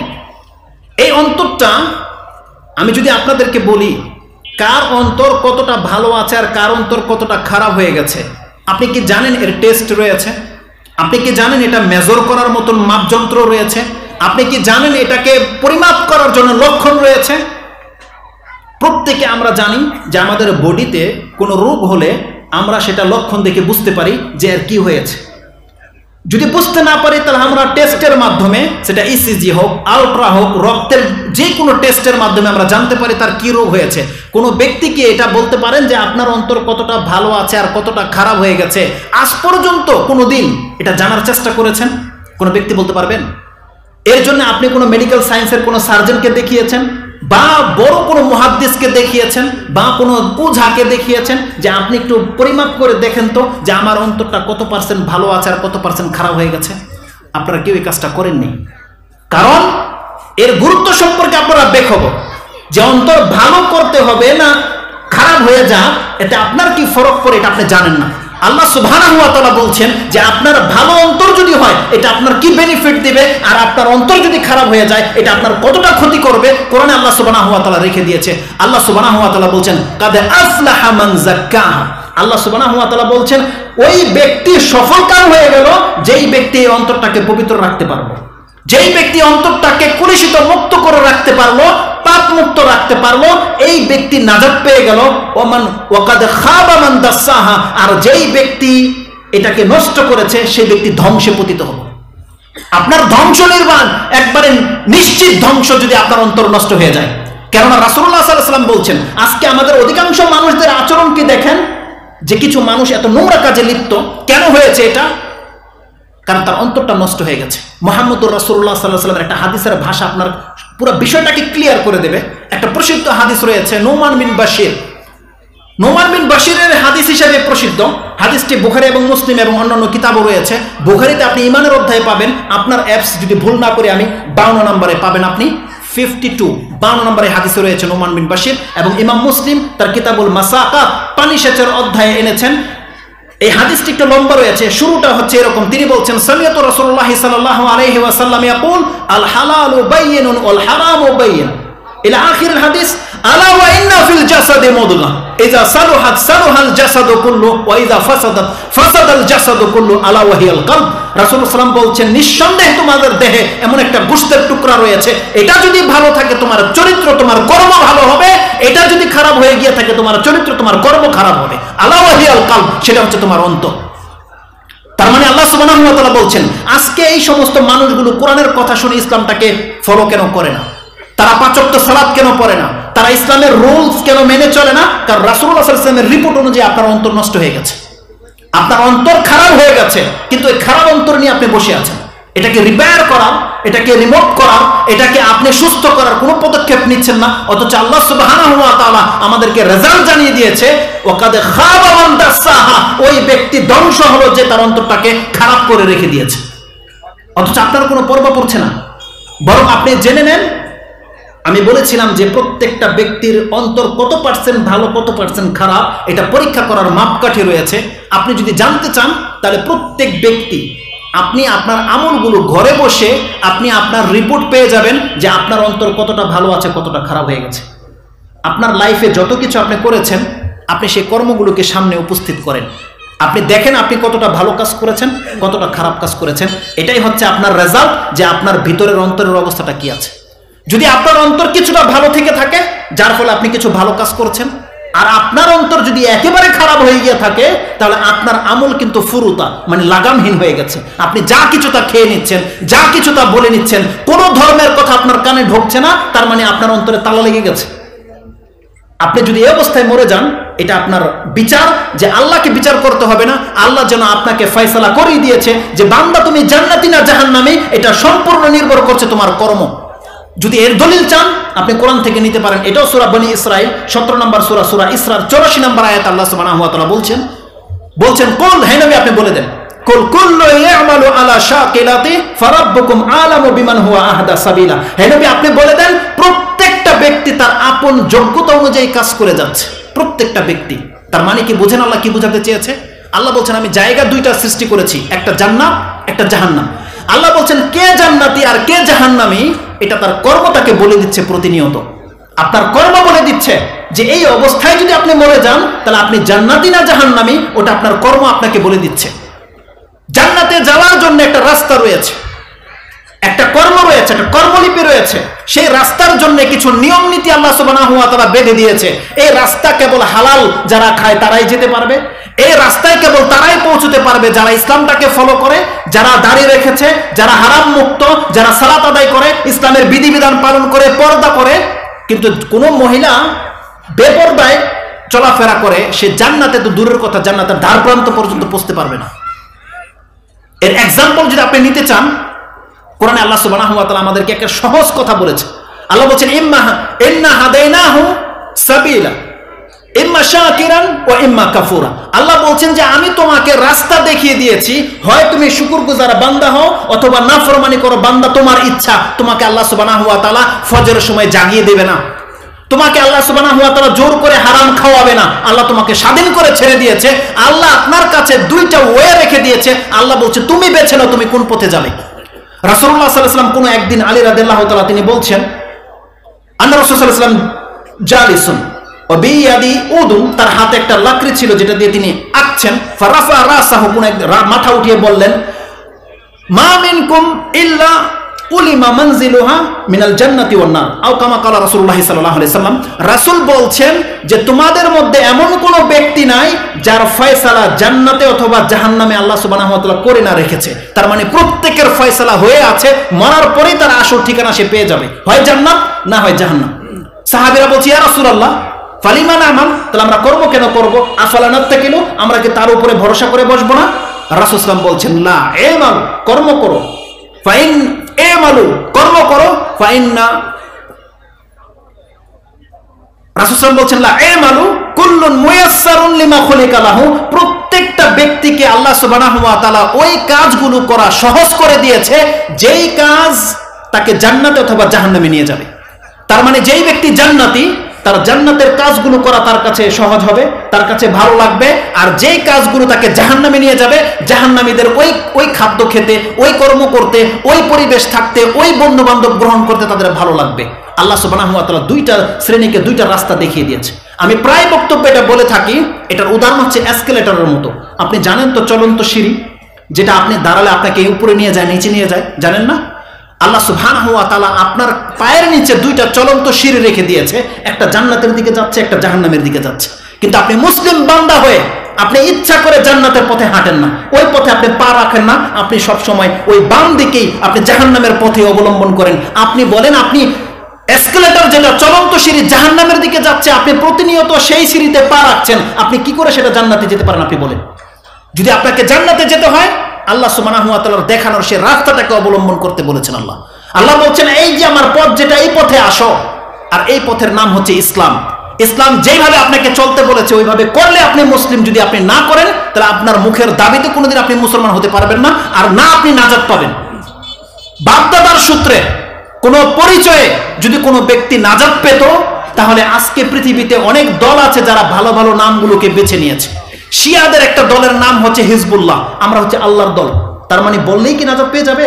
বলেন, যদি এমনটা হতো যে দলের একটা ভালো নাম হলেই আমরা নাজাত পেয়ে যেতাম, তাহলে আমরা মুসলমান কি কম চালাক?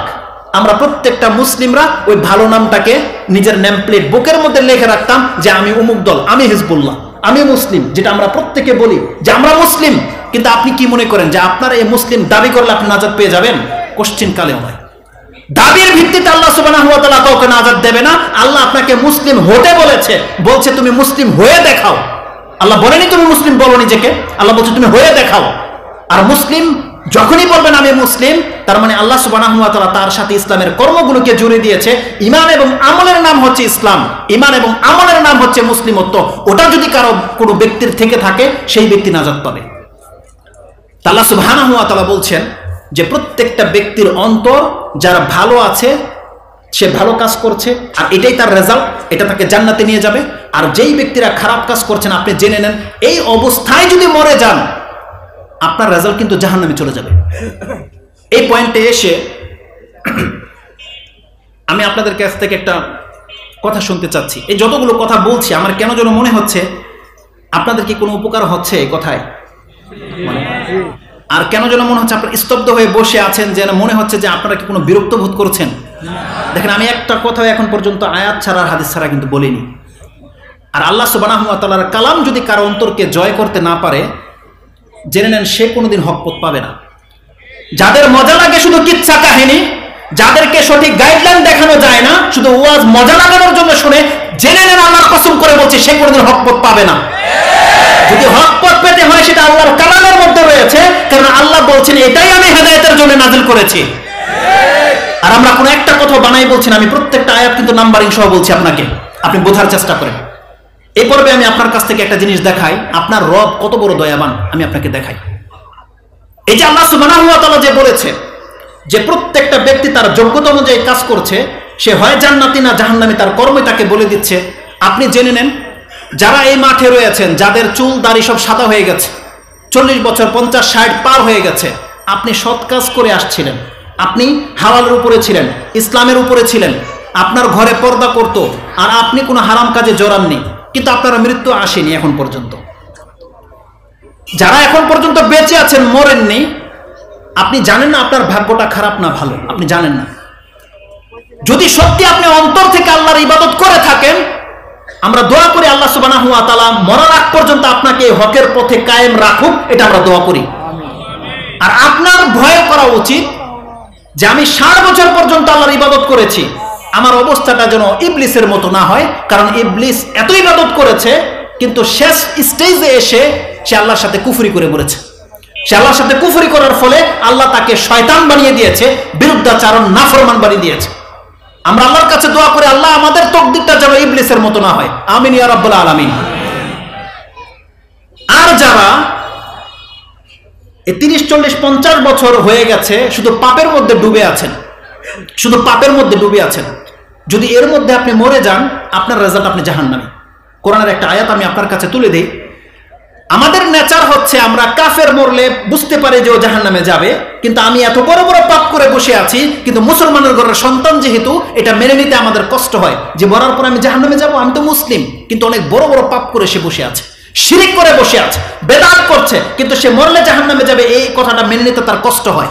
কোরআনে আল্লাহ সুবহানাহু ওয়া তাআলা একটা আয়াত আমি আপনাকে বলি, সূরা বাকারা 2 নম্বর সূরার 81 নম্বর আয়াত আল্লাহ সুবহানাহু ওয়া তাআলা এই কথাটা বলেছেন, বালা মান কাসাবা সাইয়্যাতান ওয়া আহাতাত বিহি খাতিআতুন উলাইকা আসহাবুন নারি হুম ফিহা খালিদুন। আমার কোন শব্দ যদি মিস্টেক হয়ে থাকে আপনারা দেখে নেবেন আয়াতটা। আল্লাহ বলছেন অবশ্যই কোন ব্যক্তি যদি পাপের উপরে থাকে আর পাপ তাকে সারাক্ষণ ঘিরে থাকে, এই ব্যক্তিটা হচ্ছে জাহান্নামী, সে চিরকাল জাহান্নামে থাকবে। তার মানে যারা 40 50 60 বছর হয়ে গেছে এখন পর্যন্ত আপনি ইসলামের রাস্তাটা ধরেননি, আপনি পাপের লাইফ ক্রিয়েট করছেন, আপনার জন্য একটা সুসংবাদ আছে।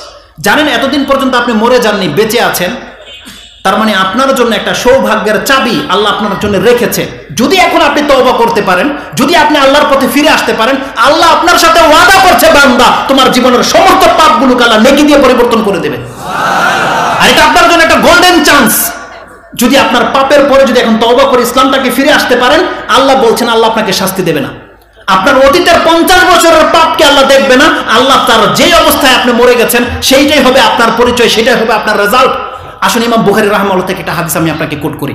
ইমাম বুখারী রাহিমাহুল্লাহ তার কিতাবুল কাদার তাকদীরের যে অধ্যায় রয়েছে, এটা কিতাবুর রিকাকের পরে আছে, 82 নম্বর অধ্যায়। এই 82 নম্বর অধ্যায়ে তিনি একটা হাদিস কোট করেছেন, হাদিস হচ্ছে 6607। ইনশাআল্লাহ একটা হাদিসের নাম্বারও মিস্টেক হচ্ছে না, কারণ আজকে জুমার খুতবা আমার এটাই ছিল।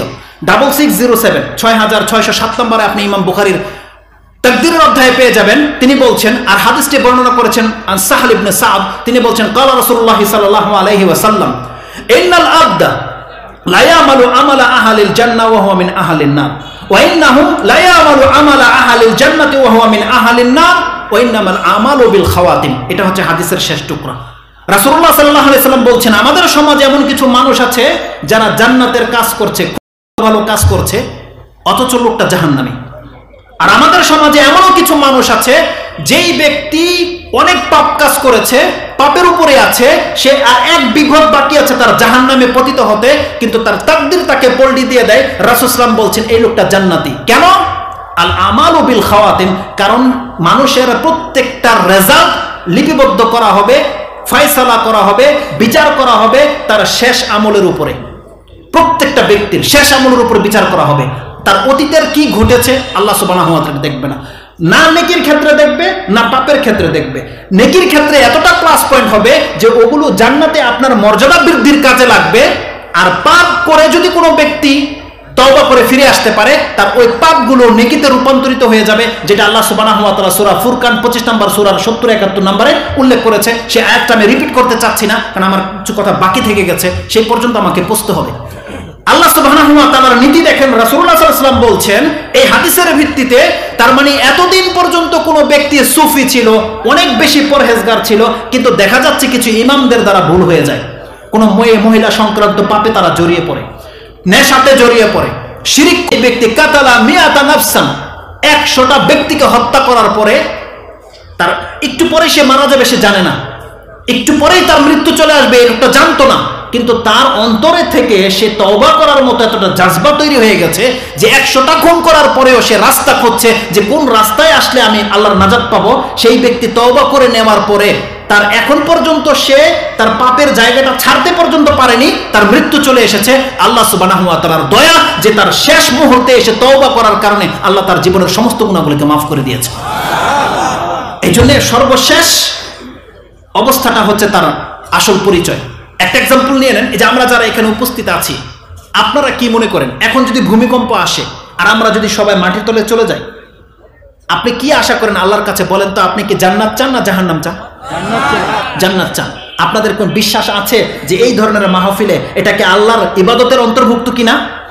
যদি এটা আল্লাহর অন্তর্ভুক্ত মনে করেন যে ইবাদতের অন্তর্ভুক্ত, তারা আল্লাহর ইবাদতে যদি কারো মৃত্যু হয় তার স্থান কোথায় হবে? জান্নাতে না জাহান্নামে? জান্নাতে হবে। কিন্তু ভাগ্যিস যদি আমাদের এখানে এখন মৃত্যু না আসে, আমরা একটা গোল্ডেন চান্স হারাবো। আর ওই মুহূর্তে এই মাহফিল শেষে আপনি ঘরে গিয়ে যদি নেটের মধ্যে ল্যাংটা দেখেন আর মৃত্যুটা যদি তখন আসে, বলেন এর রেজাল্টটা কি হবে? আপনি মসজিদে ছিলেন, আপনার মৃত্যু আসেনি, যদি আসতো আপনি জ্ঞানার, আপনি উইনার, আপনি হচ্ছেন জিতে যাওয়া ব্যক্তি, ফাকাদে ফাজ। কিন্তু আপনার ওই মৃত্যুটা যদি এখন টিভির ঘরে গিয়ে আসে, এমন সময় আপনার মৃত্যু হয়েছে আপনার হাতে সিগারেট, আপনার মুখে জর্দা, আপনি কোনো মূর্তির সামনে, আপনি কোনো জুয়ার আড্ডাখানায়, ওই সময় যদি আপনার মৃত্যু আসে, আপনি আল্লাহর কাছে কি আশা করেন বলেন? আল্লাহ আপনাকে জান্নাত দেবে? ওটা জান্নাতের জায়গা না। আল্লাহ সুবহানাহু ওয়া তাআলা বলছেন জান্নাত যেতে হলে জান্নাতের কর্মে লিপ্ত থাকতে হবে এবং জান্নাতীদের সাথে থাকতে হবে। যারা জান্নাতি তাদের সাথে থাকতে বলা হয়েছে। আল্লাহ সুবহানাহু ওয়া তাআলা সূরা লুকমান 31 নম্বর সূরা তার 14 নম্বর আয়াতে আল্লাহ সুবহানাহু ওয়া তাআলা বলছেন যে বাপমার শুকরিয়া আদায় করতে হবে, আমার করো বাপমার শুকরিয়া আদায় করো। ওয়া ইন জাহাদাকা আলা আন তুশরিকা বিমা লাইসা লাকা বিহি ইলম ফালা তুতিহুমা ওয়া সাহিবুহুমা ফিদ দুনিয়া মারুফা ওয়াত্তাবি সাবিলা মান আনাবা ইলাই। আল্লাহ বলছেন তুমি ওই ব্যক্তিদের রাস্তা ধরো যারা আল্লাহমুখী, আল্লাহর দিকে ঝুঁকে গেছে। তার মানে তাদের সাথে থাকতে বলা হয়েছে আল্লাহ সুবহানাহু ওয়া তাআলা। আল্লাহ বলছেন তাদের মজলিসে বসো, তাদের সাথে সম্পর্ক করো, তাদের সাথে বন্ধুত্ব করো, তাদের সাথে আত্মীয়তা করো, তাদের সাথে মহব্বত রাখো। ইনশাআল্লাহুল আজিজ তাদের মজলিসে থাকলে তোমার যদি মৃত্যু চলে আসে, এই মজলিস তোমাকে জান্নাত পাইয়ে দিবে ইনশাআল্লাহুল আজিজ। কারণ বুখারী এবং মুসলিমের জিকিরের মজলিসের অধ্যায়ে একটা হাদিসে রয়েছে, এই ধরনের মজলিসে যে কোনো ব্যক্তি উপস্থিত হয়ে যায়, আল্লাহ বলছেন সে কত বড় পাপী, চরম পাপীকে আল্লাহ মাফ করে দেবে। এর ওয়াদা বুখারী এবং মুসলিমে রয়েছে। ফেরেশতারা বলে ইয়া রাব্বি ফুলানুন আব্দুল খাত্তাউন, একটা তো চরম পাপী এখানে বসা, তাকে আপনি মাফ করে দেবেন? তখন জবাবে আল্লাহ সুবহানাহু ওয়া তাআলা বলেন হুমুল জুলাসাউ লা ইয়াশকা বিহিম জালিসুহুম, এটা এমন একটা মজলিস চলছে এখানে যারা আসবে তাদের কাউকে আমি মাহরুম করব না, প্রত্যেককে মাফ করে দেব। এটা বুখারী এবং মুসলিমে রয়েছে হাদিসের অংশটুকু। একেবারে সর্বশেষ পয়েন্ট আমি আপনাকে বললাম। তো রাসূলুল্লাহ সাল্লাল্লাহু আলাইহি ওয়াসাল্লাম বলছেন একটা ব্যক্তির সারা জীবন সুফিগিরি কোনো কাজে আসবে না যদি তার এন্ডিংটা হয় খারাপের উপরে। যদি তার বেঈমান হয়, সে যদি একটা সেজদা করার মাধ্যমে শিরক অবস্থায় মরে যায়, আল্লাহ বলছেন তার ওই 60 বছরের তাওহীদ তাকে বাঁচাতে পারবে না, ওই একটা সেজদা তাকে জাহান্নামে নিয়ে ফেলে দেবে। অপরদিকে কোনো ব্যক্তি এতদিন ভুল পথে ছিলেন, আপনি জানেন আবু বকর সিদ্দিক রাদিয়াল্লাহু তাআলা তার পিতার ঘটনা, আবু কুহাফা, তার ভুরুগুলো পর্যন্ত সাদা হয়ে গিয়েছিল, এতটা বয়সে পৌঁছে গেছে, কত কাফের মারা গেছে, কিন্তু আল্লাহ সুবহানাহু ওয়া তাআলা আবু বকরের বাবা আবু কুহাফাকে এত বৃদ্ধ বয়স পর্যন্ত রেখেছে, তারপর তাকে ইসলাম গ্রহণ করার তৌফিক দিয়েছে। আপনি বলেন সে কত বড় ভাগ্যবান ব্যক্তি। কত বড় বড় লিডার মরে গেছে কাফের অবস্থায়, কিন্তু সে কুফরি অবস্থায় ছিল, কিন্তু তার শেষ বয়সে এসে তিনি রাসূলুল্লাহ সাল্লাল্লাহু আলাইহি ওয়াসাল্লামের কাছে কালেমা পড়ে মুসলিম হয়ে মরার তৌফিক পেয়েছিলেন। আর রেজাল্ট কি? আল্লাহ বলছেন যেই ব্যক্তি তওবা করে ফিরে আসবে তার অতীতের কোনো পাপই নেই, সে নিষ্পাপ হয়ে আল্লাহর কাছে সাক্ষাৎ করবে।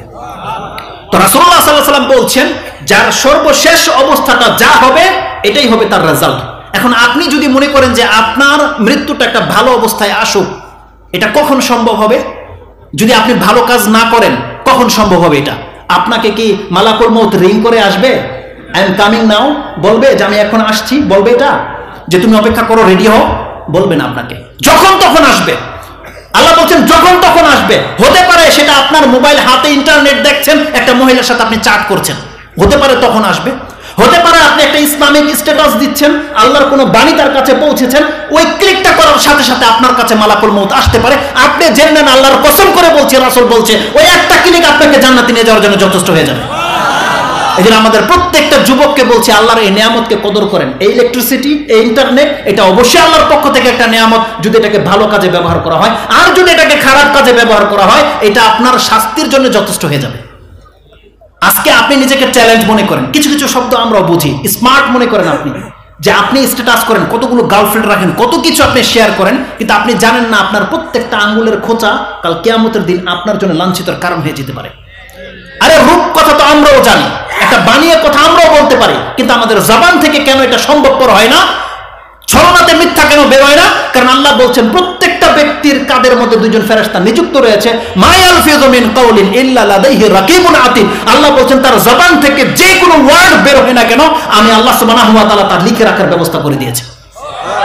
আপনার কর্মগুলোকে আল্লাহ এমন ভাবে লিপিবদ্ধ করেছে, কাল কিয়ামতের মাঠে যখন আপনার আমলনামা পেশ করে দেওয়া হবে, রাসূল সাল্লাল্লাহু আলাইহি ওয়াসাল্লাম বলছেন 99টা সিজিল্লাত ওকুল্লু সিজিল্লিন মিসলু মাদ্দাল বাসার, প্রত্যেকটা কিতাব, প্রত্যেকটা বুক হবে আপনার দৃষ্টি যতদূর পর্যন্ত যায়। সেই ব্যক্তি কিতাব দেখে বলবে ইয়া লাইতানি মালি হাযাল কিতাবি লা ইউগাদিরু সাগীরাতান ওয়ালা কাবীরাতান ইল্লা আহসাহা। এটা আশ্চর্যজনক কিতাব যে আমার জীবনের কোনো বড় পাপকে ছাড়া হয়নি, বড় কোনো কর্মকে ছাড়া হয়নি, আর একটা বিন্দু মাত্র অমুক দিন আমি ঠাট্টা করে এটা বলে ফেলেছিলাম, ওটা পর্যন্ত লেখা আছে। আল্লাহ বলছেন ওয়াজাদু মা আমিলু হাদিরা, প্রত্যেকটা ব্যক্তি যা করেছে সে তার আমলনামায় উপস্থিত পাবে। আল্লাহ বলছেন ইকরা কিতাবাকা কাফা বিনাফসিকা আল-ইয়াওমা আলাইকা হাসিবা। আল্লাহ সুবহানাহু ওয়া তাআলা সূরা বনী ইসরাঈলের 13 নম্বর 14 নম্বর আয়াতে কথাটা বলেছে, আর এর আগের আয়াতটি আপনি সূরা আল কাহফ 18 নম্বর সূরার 49 নম্বরে পেয়ে যাবেন। ইনশাআল্লাহ একটা আয়াতের নাম্বারও মিস্টেক হচ্ছে না। তো রাসূলুল্লাহ সাল্লাল্লাহু আলাইহি ওয়াসাল্লাম বলছেন যেই ব্যক্তি চায় তার সর্বশেষ অবস্থাটা ভালো হোক, তাহলে ভালো অবস্থায় সে মরতে চায়, তাহলে তার যখন তখন তাকে ভালো কাজ করতে হবে। এশার সালাত শেষ হয়ে গেছে, তাকে সম্ভব হলে কোরআন নিয়ে বসতে হবে, প্রয়োজনে কোরআনের মজলিসে বসে থাকতে হবে, না হয় তাকে শুয়ে যেতে হবে, যাতে করে সে রাতে জাগতে পারে, যাতে করে সে ফজর পড়তে পারে। এইভাবে তার টেনশন থাকতে হবে ইসলামের প্রতি, তার অন্তরটাকে সবসময় আল্লাহর জিকিরে লাগিয়ে রাখতে হবে। আর এই প্রত্যেকটা হচ্ছে আল্লাহর জিকির। কোনো ব্যক্তি যদি ফজর নামাজের পড়ার নিয়তে সে ঘুমায়, এই অপেক্ষাটা তার ফজরের নামাজ পড়তে থাকলে যতটা নেকি হবে, এই অপেক্ষাটা তার ততটা নেকি এনে দেবে। আপনি জানেন রাসূল সাল্লাল্লাহু আলাইহি ওয়াসাল্লাম কি বলেছে? কোনো ব্যক্তি যেখানে সালাত আদায় করেছে সেখানে যদি সে বসে আরেকটা সালাতের জন্য অপেক্ষা করে, যেই সালাতের জন্য সে অপেক্ষা করছে সেটা এশার সালাত হোক, একটা ব্যক্তি আল্লাহু আকবার করে এশার সালাতে দাঁড়িয়ে গেছে, এই সালাত পড়তে শেষ করতে যে নেকি তার হবে, ওখানে বসে বসে সেই নেকির মধ্যে সে পেয়ে যাবে। এটা হচ্ছে জিকিরের মজলিস। আপনি খেলতামশা মানে শখ করে কখনো পাপের রাস্তাটা অবলম্বন করেন না। যেই কোনো সময় মৃত্যু চলে আসতে পারে, যেই কোনো সময় মহামারী আসতে পারে, আপনার কিন্তু প্রাণহারা হয়ে যেতে পারে। দেখেন আমরা আপনাদের হিতাকাঙ্ক্ষী হয়ে বলছি, আপনারা যদি আমাদের সঙ্গী হন তাহলে ধর্ম পালন করাটা আমার জন্য সহজ। আমরা আমাদের দিনী ভাইয়েরা যদি সব দাড়ি রেখে নেয়, তাহলে আমাদের এই দাড়িটা আমাদের জন্য সহজ হয়ে যাবে। আপনার যদি হালাল খান, আমাদের জন্য হালাল খাওয়া সহজ হয়ে যাবে। আপনাদের মা বোনরা যদি পর্দা করে, তাহলে আমাদের চক্ষু হেফাজত হয়ে যাবে, আমাদের অন্তরকে পাক রাখার জন্য আমাদের জন্য সহজ হবে। আজকে আপনাদের মা বোনগুলো বেহায়ার মতো রাস্তায় বের করে দেন, যার ফলে আমাদের ঈমানকে টিকিয়ে রাখা আমাদের জন্য কষ্টকর হয়ে গেছে। আপনি ভাবছেন যে আপনার পর্দা করেন না, এটা আপনার ফ্রিল্যান্স বা এটা আপনার ফ্রিডম, কিন্তু আপনি জানেন না যতটা পুরুষের নজর আপনার চোখে পড়বে, আপনার বডিতে পড়বে, ততটা পাপ আপনার হচ্ছে, যদি আপনার কোনো ইচ্ছা নেই পাপের। আপনি জানেন? ইসলামটাকে মূল্যায়ন করার চেষ্টা করেন। আল্লাহ সুবহানাহু ওয়া তাআলা বলছে এদের অন্তরগুলো নষ্ট হয়ে গেছে, যার ফলে তারা পর্দা করে না। মুসলিম মহিলাদের থিওরি কি? তারা বলে যার অন্তর পবিত্র, অন্তর পাক মানে সব পাক, বলে না? কি একটা ভাষা বলে, অন্তর ভালো তো সব ভালো, মানে মনের পর্দা বড় পর্দা। তারা বলে মনের পর্দা বড় পর্দা। সুবহানাল্লাহ। আমি আপনাকে একটা কথা বলবো, যার মনের মধ্যে পর্দা আছে, হাদিসগুলো এই যে কোরআনের আয়াতগুলো কি মিন করে, যার অন্তর ভালো আছে অটোমেটিকলি তার গায়ে পর্দা পড়ে যাবে, যার অন্তর খারাপ হয়ে গেছে তার বডি থেকে কাপড় উঠে যাবে, এটা প্রমাণ করছে। তার মানে কোনো মহিলা যদি বলতে চায় যে আমার মনের পর্দা আছে, তার মানে বাহ্যিকভাবে তাকে বলতে হবে না, অটোমেটিকলি তার গায়ে বোরকা পড়ে যাবে, অটোমেটিকলি। আজকে আমাদের অন্তর ভালো দেখে আমাদের দাড়ি গজিয়েছে, আমরা টাকনার উপরে পেন উঠাতে পেরেছি, কিন্তু আমাদের অন্তর যদি খারাপ থাকতো, আমি আপনার মতন হেডফোন ব্যবহার করে মিউজিক শুনতাম, হতো না এটা? কিন্তু এটা প্রত্যেকটা ব্যক্তির অন্তরের নমুনা। এটা আল্লাহ সুবহানাহু ওয়া তাআলা বলছেন এটা হচ্ছে অন্তরের বহিঃপ্রকাশ। যার অন্তর ভালো, এটা রেজাল্ট তাই সামনে আসবে। আল্লাহ কি বলেছেন? কুল কুল্লু ইয়ামালু আলা শাকিলাতি ফারাব্বুকুম আ'লামু বিমান হুয়া আহদা সাবিলা। যার ভিতরটা ভালো আছে তার কর্মগুলোই ভালো আপনি দেখতে পাচ্ছেন, এটা তার ভালো অন্তর ভালো হওয়ার লক্ষণ। যে মা বোনেরা পর্দা করে আপনি জেনে নেন, তাদেরকে মূল্যায়ন করবেন, তাদের অন্তরটা ভালো আছে, এটার পরিচয়। তো যেই ব্যক্তি নাজাত চায় তার উচিত হবে সবসময় ভালো কিছু কর্মের সাথে লেগে থাকতে।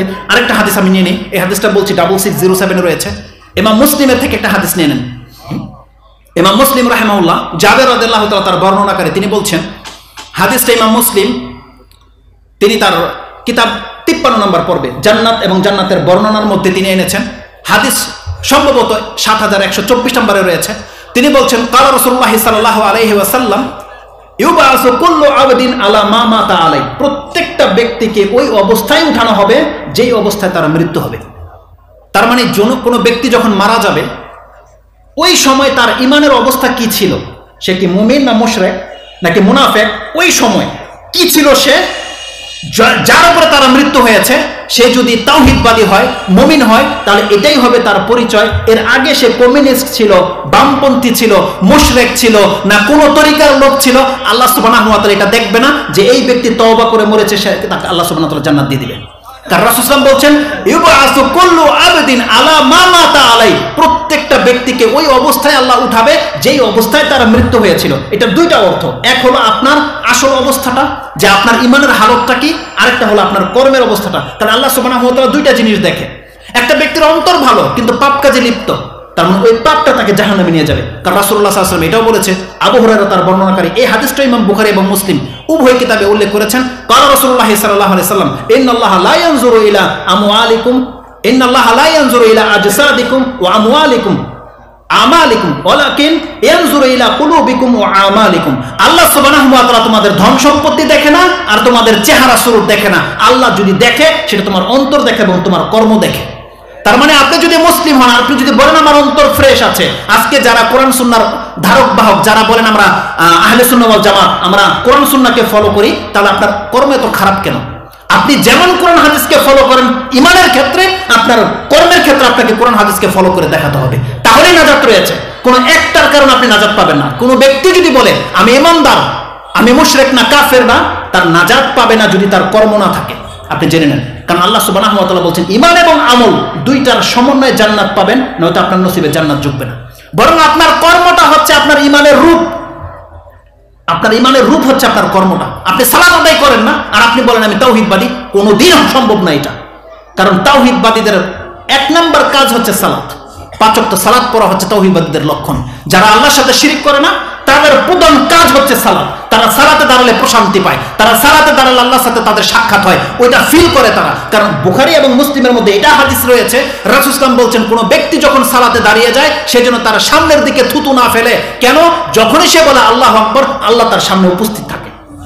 রাসূল বলছে তার চেহারাটা আল্লাহর চেহারার দিকে থাকে, অতএব তোমরা সামনের দিকে থুতু ফেলবে না, এটা বলা হয়েছে।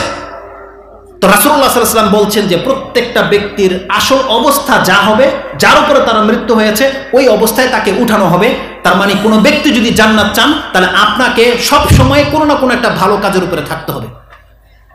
তো আল্লাহ সুবহানাহু ওয়া তাআলা বলছেন মানুষের অন্তর যদি খারাপ হয়ে যায়, তাহলে মানুষের কর্ম খারাপ হবে, আর মানুষের কর্ম ভালো হলে তার অন্তর ভালো হবে। এটা হচ্ছে বিষয়। বলেছিলাম যে আমি আপনাকে দলিল দেব। দলিল দুইটা আমি হাদিস কোট করেছি।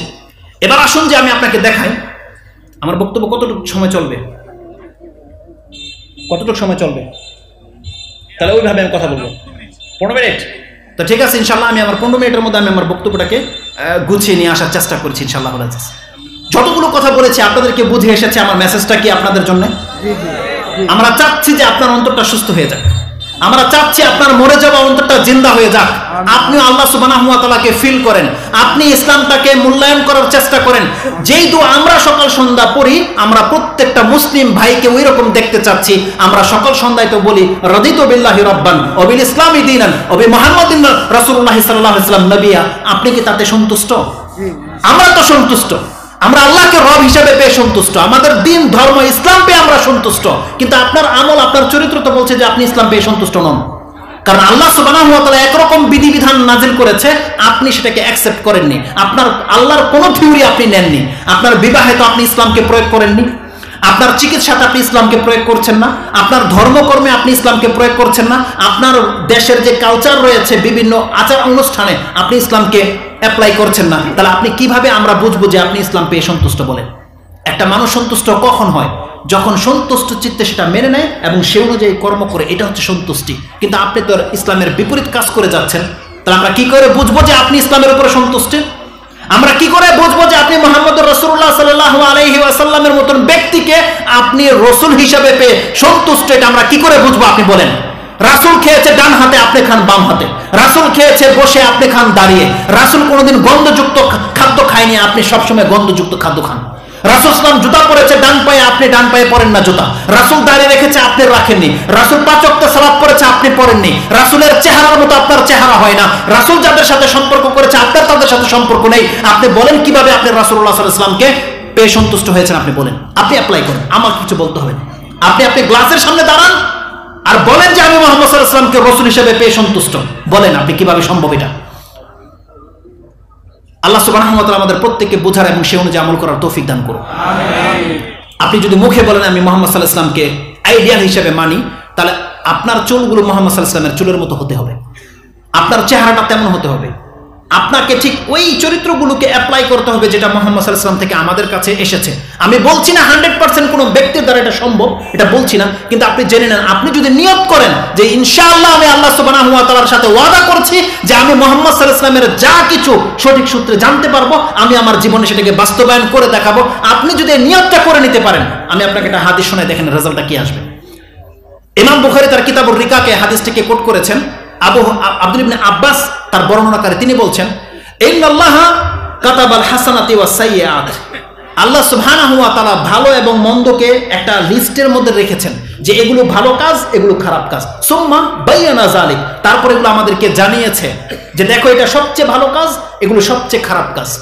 এই ভালো কাজগুলোর মধ্যে রাসূল সাল্লাল্লাহু আলাইহি ওয়াসাল্লাম বলছেন যেই ব্যক্তি কোনো একটা ভালো কাজ করার যদি নিয়ত করে নেয়, ফামান হাম্মা বি হাসানাতিন ফালাম ইয়ামালহা, কিন্তু তার নসিবে সেই কাজটা করার তৌফিক হয়নি, আল্লাহ সুবহানাহু ওয়া তাআলা যেই দিন আপনি নিয়ত করে নিয়েছিলেন কাতাবাহাল্লাহু লাহু ইনদাহু হাসানাতান কামিলা, ওই কাজটা করলে যে নেকি হতো আপনার নিয়ত করার কারণে আল্লাহ তার আমলনামায় সাথে সাথে ওই নেকি লিখে দেয়।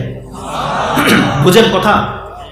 আপনি যদি ভালো কোনো কাজের নিয়ত করেন, এই কাজটা আপনি করতে পারবেন কি পারবেন না আপনি জানেন না, কিন্তু যেই দিন আপনি নিয়ত করে নেবেন ওই দিনই ওই কাজটা করলে যে নেকিটা আপনি পেতেন, আল্লাহ সুবহানাহু ওয়া তাআলা আপনার নিয়তের কারণে সাথে সাথে আপনার আমলনামায় সেই নেকিটা লিখে দেয়। ওয়াইন আমিলা বিহা, আর আপনি যেটা নিয়ত করেছেন যদি সেটা আপনি করেন, কাতাবাহাল্লাহু লাহু ইনদাহু আশরাতা হাসানাতিন ইলা 700 দিফান ইলা আদাফিন কাসীরা। আল্লাহ বলছেন তার নিয়তের কারণে কোনো ব্যক্তি যদি সেই কাজটা করে ফেলে, তার মানে আল্লাহ তাকে 10 গুণ নেকি দেয়, 700 গুণ দেয়, বরং কারো কারো জন্য আল্লাহ 700 গুণের চাইতেও অধিক মাত্রায় নেকি দেয়। তার মানে আপনি নিয়ত করে নেন যে আমি আমার লাইফটাকে মুহাম্মদ রাসূলুল্লাহ সাল্লাল্লাহু আলাইহি ওয়াসাল্লামের মতো অতিবাহিত করব, ইনশাআল্লাহ আল্লাহ আপনাকে তৌফিক দেবে এবং আপনার নিয়তের কারণে আপনি বরকত পাবেন ইনশাআল্লাহ। আল্লাহ যেন আমাদেরকে তওবা করে ফিরে আসার তৌফিক দান করে। ছোট্ট দুইটা কারণ আমি আপনাকে বলে দিই যে মানুষের অন্তর কেন নষ্ট হয়। মানুষের অন্তর নষ্ট হয় বহু কারণে, কিন্তু সমস্ত কারণগুলোকে যদি একটা ফোল্ডারে নিয়ে আসা হয় তাহলে মেজর দুইটি কারণ আমি আপনার কাছে তুলে ধরতে পারি। ওয়ালা রাইবা আন্নাল কালবা ইয়াসদা, কামা ইয়াস্তা আন-নুহাস ওয়াল ফিদ্দা, এই কথাটা বলেছেন ইবনুল কাইয়িম রাহিমাহুল্লাহ, কিন্তু সূত্র বলছে কথাটা ছিল হাসান আল বসরি রাহিমাহুল্লাহ, আর তিনি এটাকে কোট করেছেন আবু দারদা রাদিয়াল্লাহু তাআলা আনহু থেকে, এমনটা আমি পাচ্ছি, আল্লাহু আ'লাম। কিন্তু ইবনে কার নাম বললাম, ইমাম ইবনুল কাইয়িম রাহিমাহুল্লাহ, তার নামে এটাকে বর্ণনা করা হয়েছে যে এতে কোনো সন্দেহ নেই যে মানুষের অন্তর খারাপ হয়। যেমন খারাপ হয় লোহা, যেমন ঝংকার পরে লোহা, পিতল, তামা, কাঁসা, ঠিক তদ্রুপ মানুষের অন্তর এরকম নষ্ট হয়, এত কোনো সন্দেহ নেই। আর তার এই কথাটা যুক্তিযুক্ত রয়েছে, কারণ কোরআনে আল্লাহ সুবহানাহু ওয়া তাআলা একাধিক আয়াতে বলেছে যে এই কারণে মানুষের অন্তর নষ্ট হয়, শক্ত হয়ে যায়, হাড় হয়ে যায়, রোগে ধরে, বক্র হয়ে যায়, অন্ধ হয়ে যায়। আল্লাহ সুবহানাহু ওয়া তাআলা কেন মানুষের অন্তর নষ্ট হয়ে যায় তিনি দুইটা কারণ উল্লেখ করেছে। একটা কিতাব রয়েছে আল উনসু বিযিকরিল্লাহ, ইমাম মুহাম্মদ ইবনু ইয়াকুব, একটা আরবি রাইটার, তিনি তার কিতাবে লিখেছেন যে মানুষের অন্তর নষ্ট হয় দুইটা কারণে, আল গাফলাতু ওয়াজ যুনুব, একটা নষ্ট হয় তার গাফিলতি, আল্লাহ সুবহানাহু ওয়া তাআলার এবং তার ধর্ম থেকে মুখ ফিরালে, গাফেল থাকলে, আরেকটা হচ্ছে পাপ করলে। এই দুইটা কারণে মানুষের অন্তর নষ্ট হয়। আপনি বলতে পারবেন না যে কখন আপনি আল্লাহকে স্মরণ করেছেন, কখন ইসলামের বিধানগুলোকে আপনি অ্যাপ্লাই করেছেন, আপনি কোনোদিন বলতে পারবেন না যে সময়টা কখন এসেছে। বহু ক্ষেত্রে আপনার গাফিলতি রয়েছে, আপনি আল্লাহ সুবহানাহু ওয়া তাআলাকে ভুলে গেছেন, এই ভুলে যাওয়াটা আপনার অন্তরটাকে মেরে দিয়েছে। এই ভুলে যাওয়া অন্তরটা মরে গেছে, যেই অন্তরে আল্লাহ সুবহানাহু ওয়া তাআলার ফিলিংস আসে না, ফিল হয় না, স্মরণ হয় না, এই অন্তরটা মরে যায়। এই দলিল চাইলে আপনি নিতে পারেন, বুখারী এবং মুসলিমে একটা হাদিস রয়েছে, ক্বালা রাসূলুল্লাহ সাল্লাল্লাহু আলাইহি ওয়াসাল্লাম মাসালুল লাযিনা ইয়াযকুরুনা রাব্বাহু ওয়া মাসালুল লাযিনা লা ইয়াযকুরু রাব্বাহ, যেই ব্যক্তি তার রবকে স্মরণ করে আর যেই ব্যক্তি তার রবকে স্মরণ করে না, কামাসালিল হাইয়্যি ওয়াল মাইয়িত, তার উদাহরণ হচ্ছে জীবিত এবং মৃতর মতো। তার মানে যারা আল্লাহকে স্মরণ করে তারা জীবিত, আর যারা আল্লাহকে স্মরণ করে না তারা হচ্ছে মৃত, মুর্দা। তাদেরকে আল্লাহ মৃত বলেছে, তাদের অন্তর মরে গেছে। এবং মুসলিমে যে বর্ণনাটা আসছে যে যেই ঘরে আল্লাহর জিকির হয় সেই ঘরটা হচ্ছে জীবিত মানুষের ঘর, আর যেই ঘরে আল্লাহর জিকির হয় না সেটা হচ্ছে কবরস্থান। কবরস্থানে মানুষ ঘুমায় কিন্তু আল্লাহর নাম নেওয়ার মতন কেউ নেই। আপনি জীবিত আছেন কিন্তু আপনার ঘরে শুয়ে আছেন, কিন্তু আপনি আল্লাহ সুবহানাহু ওয়া তাআলাকে স্মরণ করছেন না। তার মানে জেনে নেন আপনার মাঝে ওই মুর্দার মাঝে কোনো পার্থক্য নেই। এই জন্য রাসূল সাল্লাল্লাহু আলাইহি ওয়াসাল্লাম বলেছেন যেই ব্যক্তি আল্লাহকে স্মরণ করে সে জীবিত, আর যেই ব্যক্তি আল্লাহকে স্মরণ করে না সে হচ্ছে মৃত। তো মানুষের অন্তর নষ্ট হয়ে যায় গাফিলতির কারণে। রাসূলুল্লাহ সাল্লাল্লাহু আলাইহি ওয়াসাল্লামকে আল্লাহ সুবহানাহু ওয়া তাআলা বলছেন, যে আয়াতটি আপনি পাবেন সূরা আরাফ 7 নম্বর সূরার 205 নম্বর আয়াতে, সর্বশেষ আয়াতের দিকে রয়েছে, ওয়ালা তাকুন মিনাল গাফিলিন। আল্লাহ সুবহানাহু ওয়া তাআলা রাসূল সাল্লাল্লাহু আলাইহি ওয়াসাল্লামকে বলছেন, হে নবী আপনি অন্তত গাফিলদের অন্তর্ভুক্ত হবেন না, যারা গাফিল হয়ে গেছে, যারা আল্লাহকে ভুলে গেছে। এবং আল্লাহ সুবহানাহু ওয়া তাআলা আমাদেরকে বলেছেন, ওয়ালা তাকুনু কাল্লাযিনা নাসুল্লাহা ফাউলাইকা হুমুল ফাসিকুন। আল্লাহ বলছেন তোমরা তাদের মতো হয়েও না যারা আল্লাহ সুবহানাহু ওয়া তাআলাকে ভুলে গেছে, কারণ তারা হচ্ছেন পাপী, ফাসিক হয়ে গেছে। তো মানুষ যখন আল্লাহ সুবহানাহু ওয়া তাআলার স্মরণ থেকে গাফিল হয়ে যায় তখন সে পাপী হয়ে যায়। আর যখন কোনো মানুষ পাপ করে এভাবে তার অন্তরকে নষ্ট হয়ে যায়।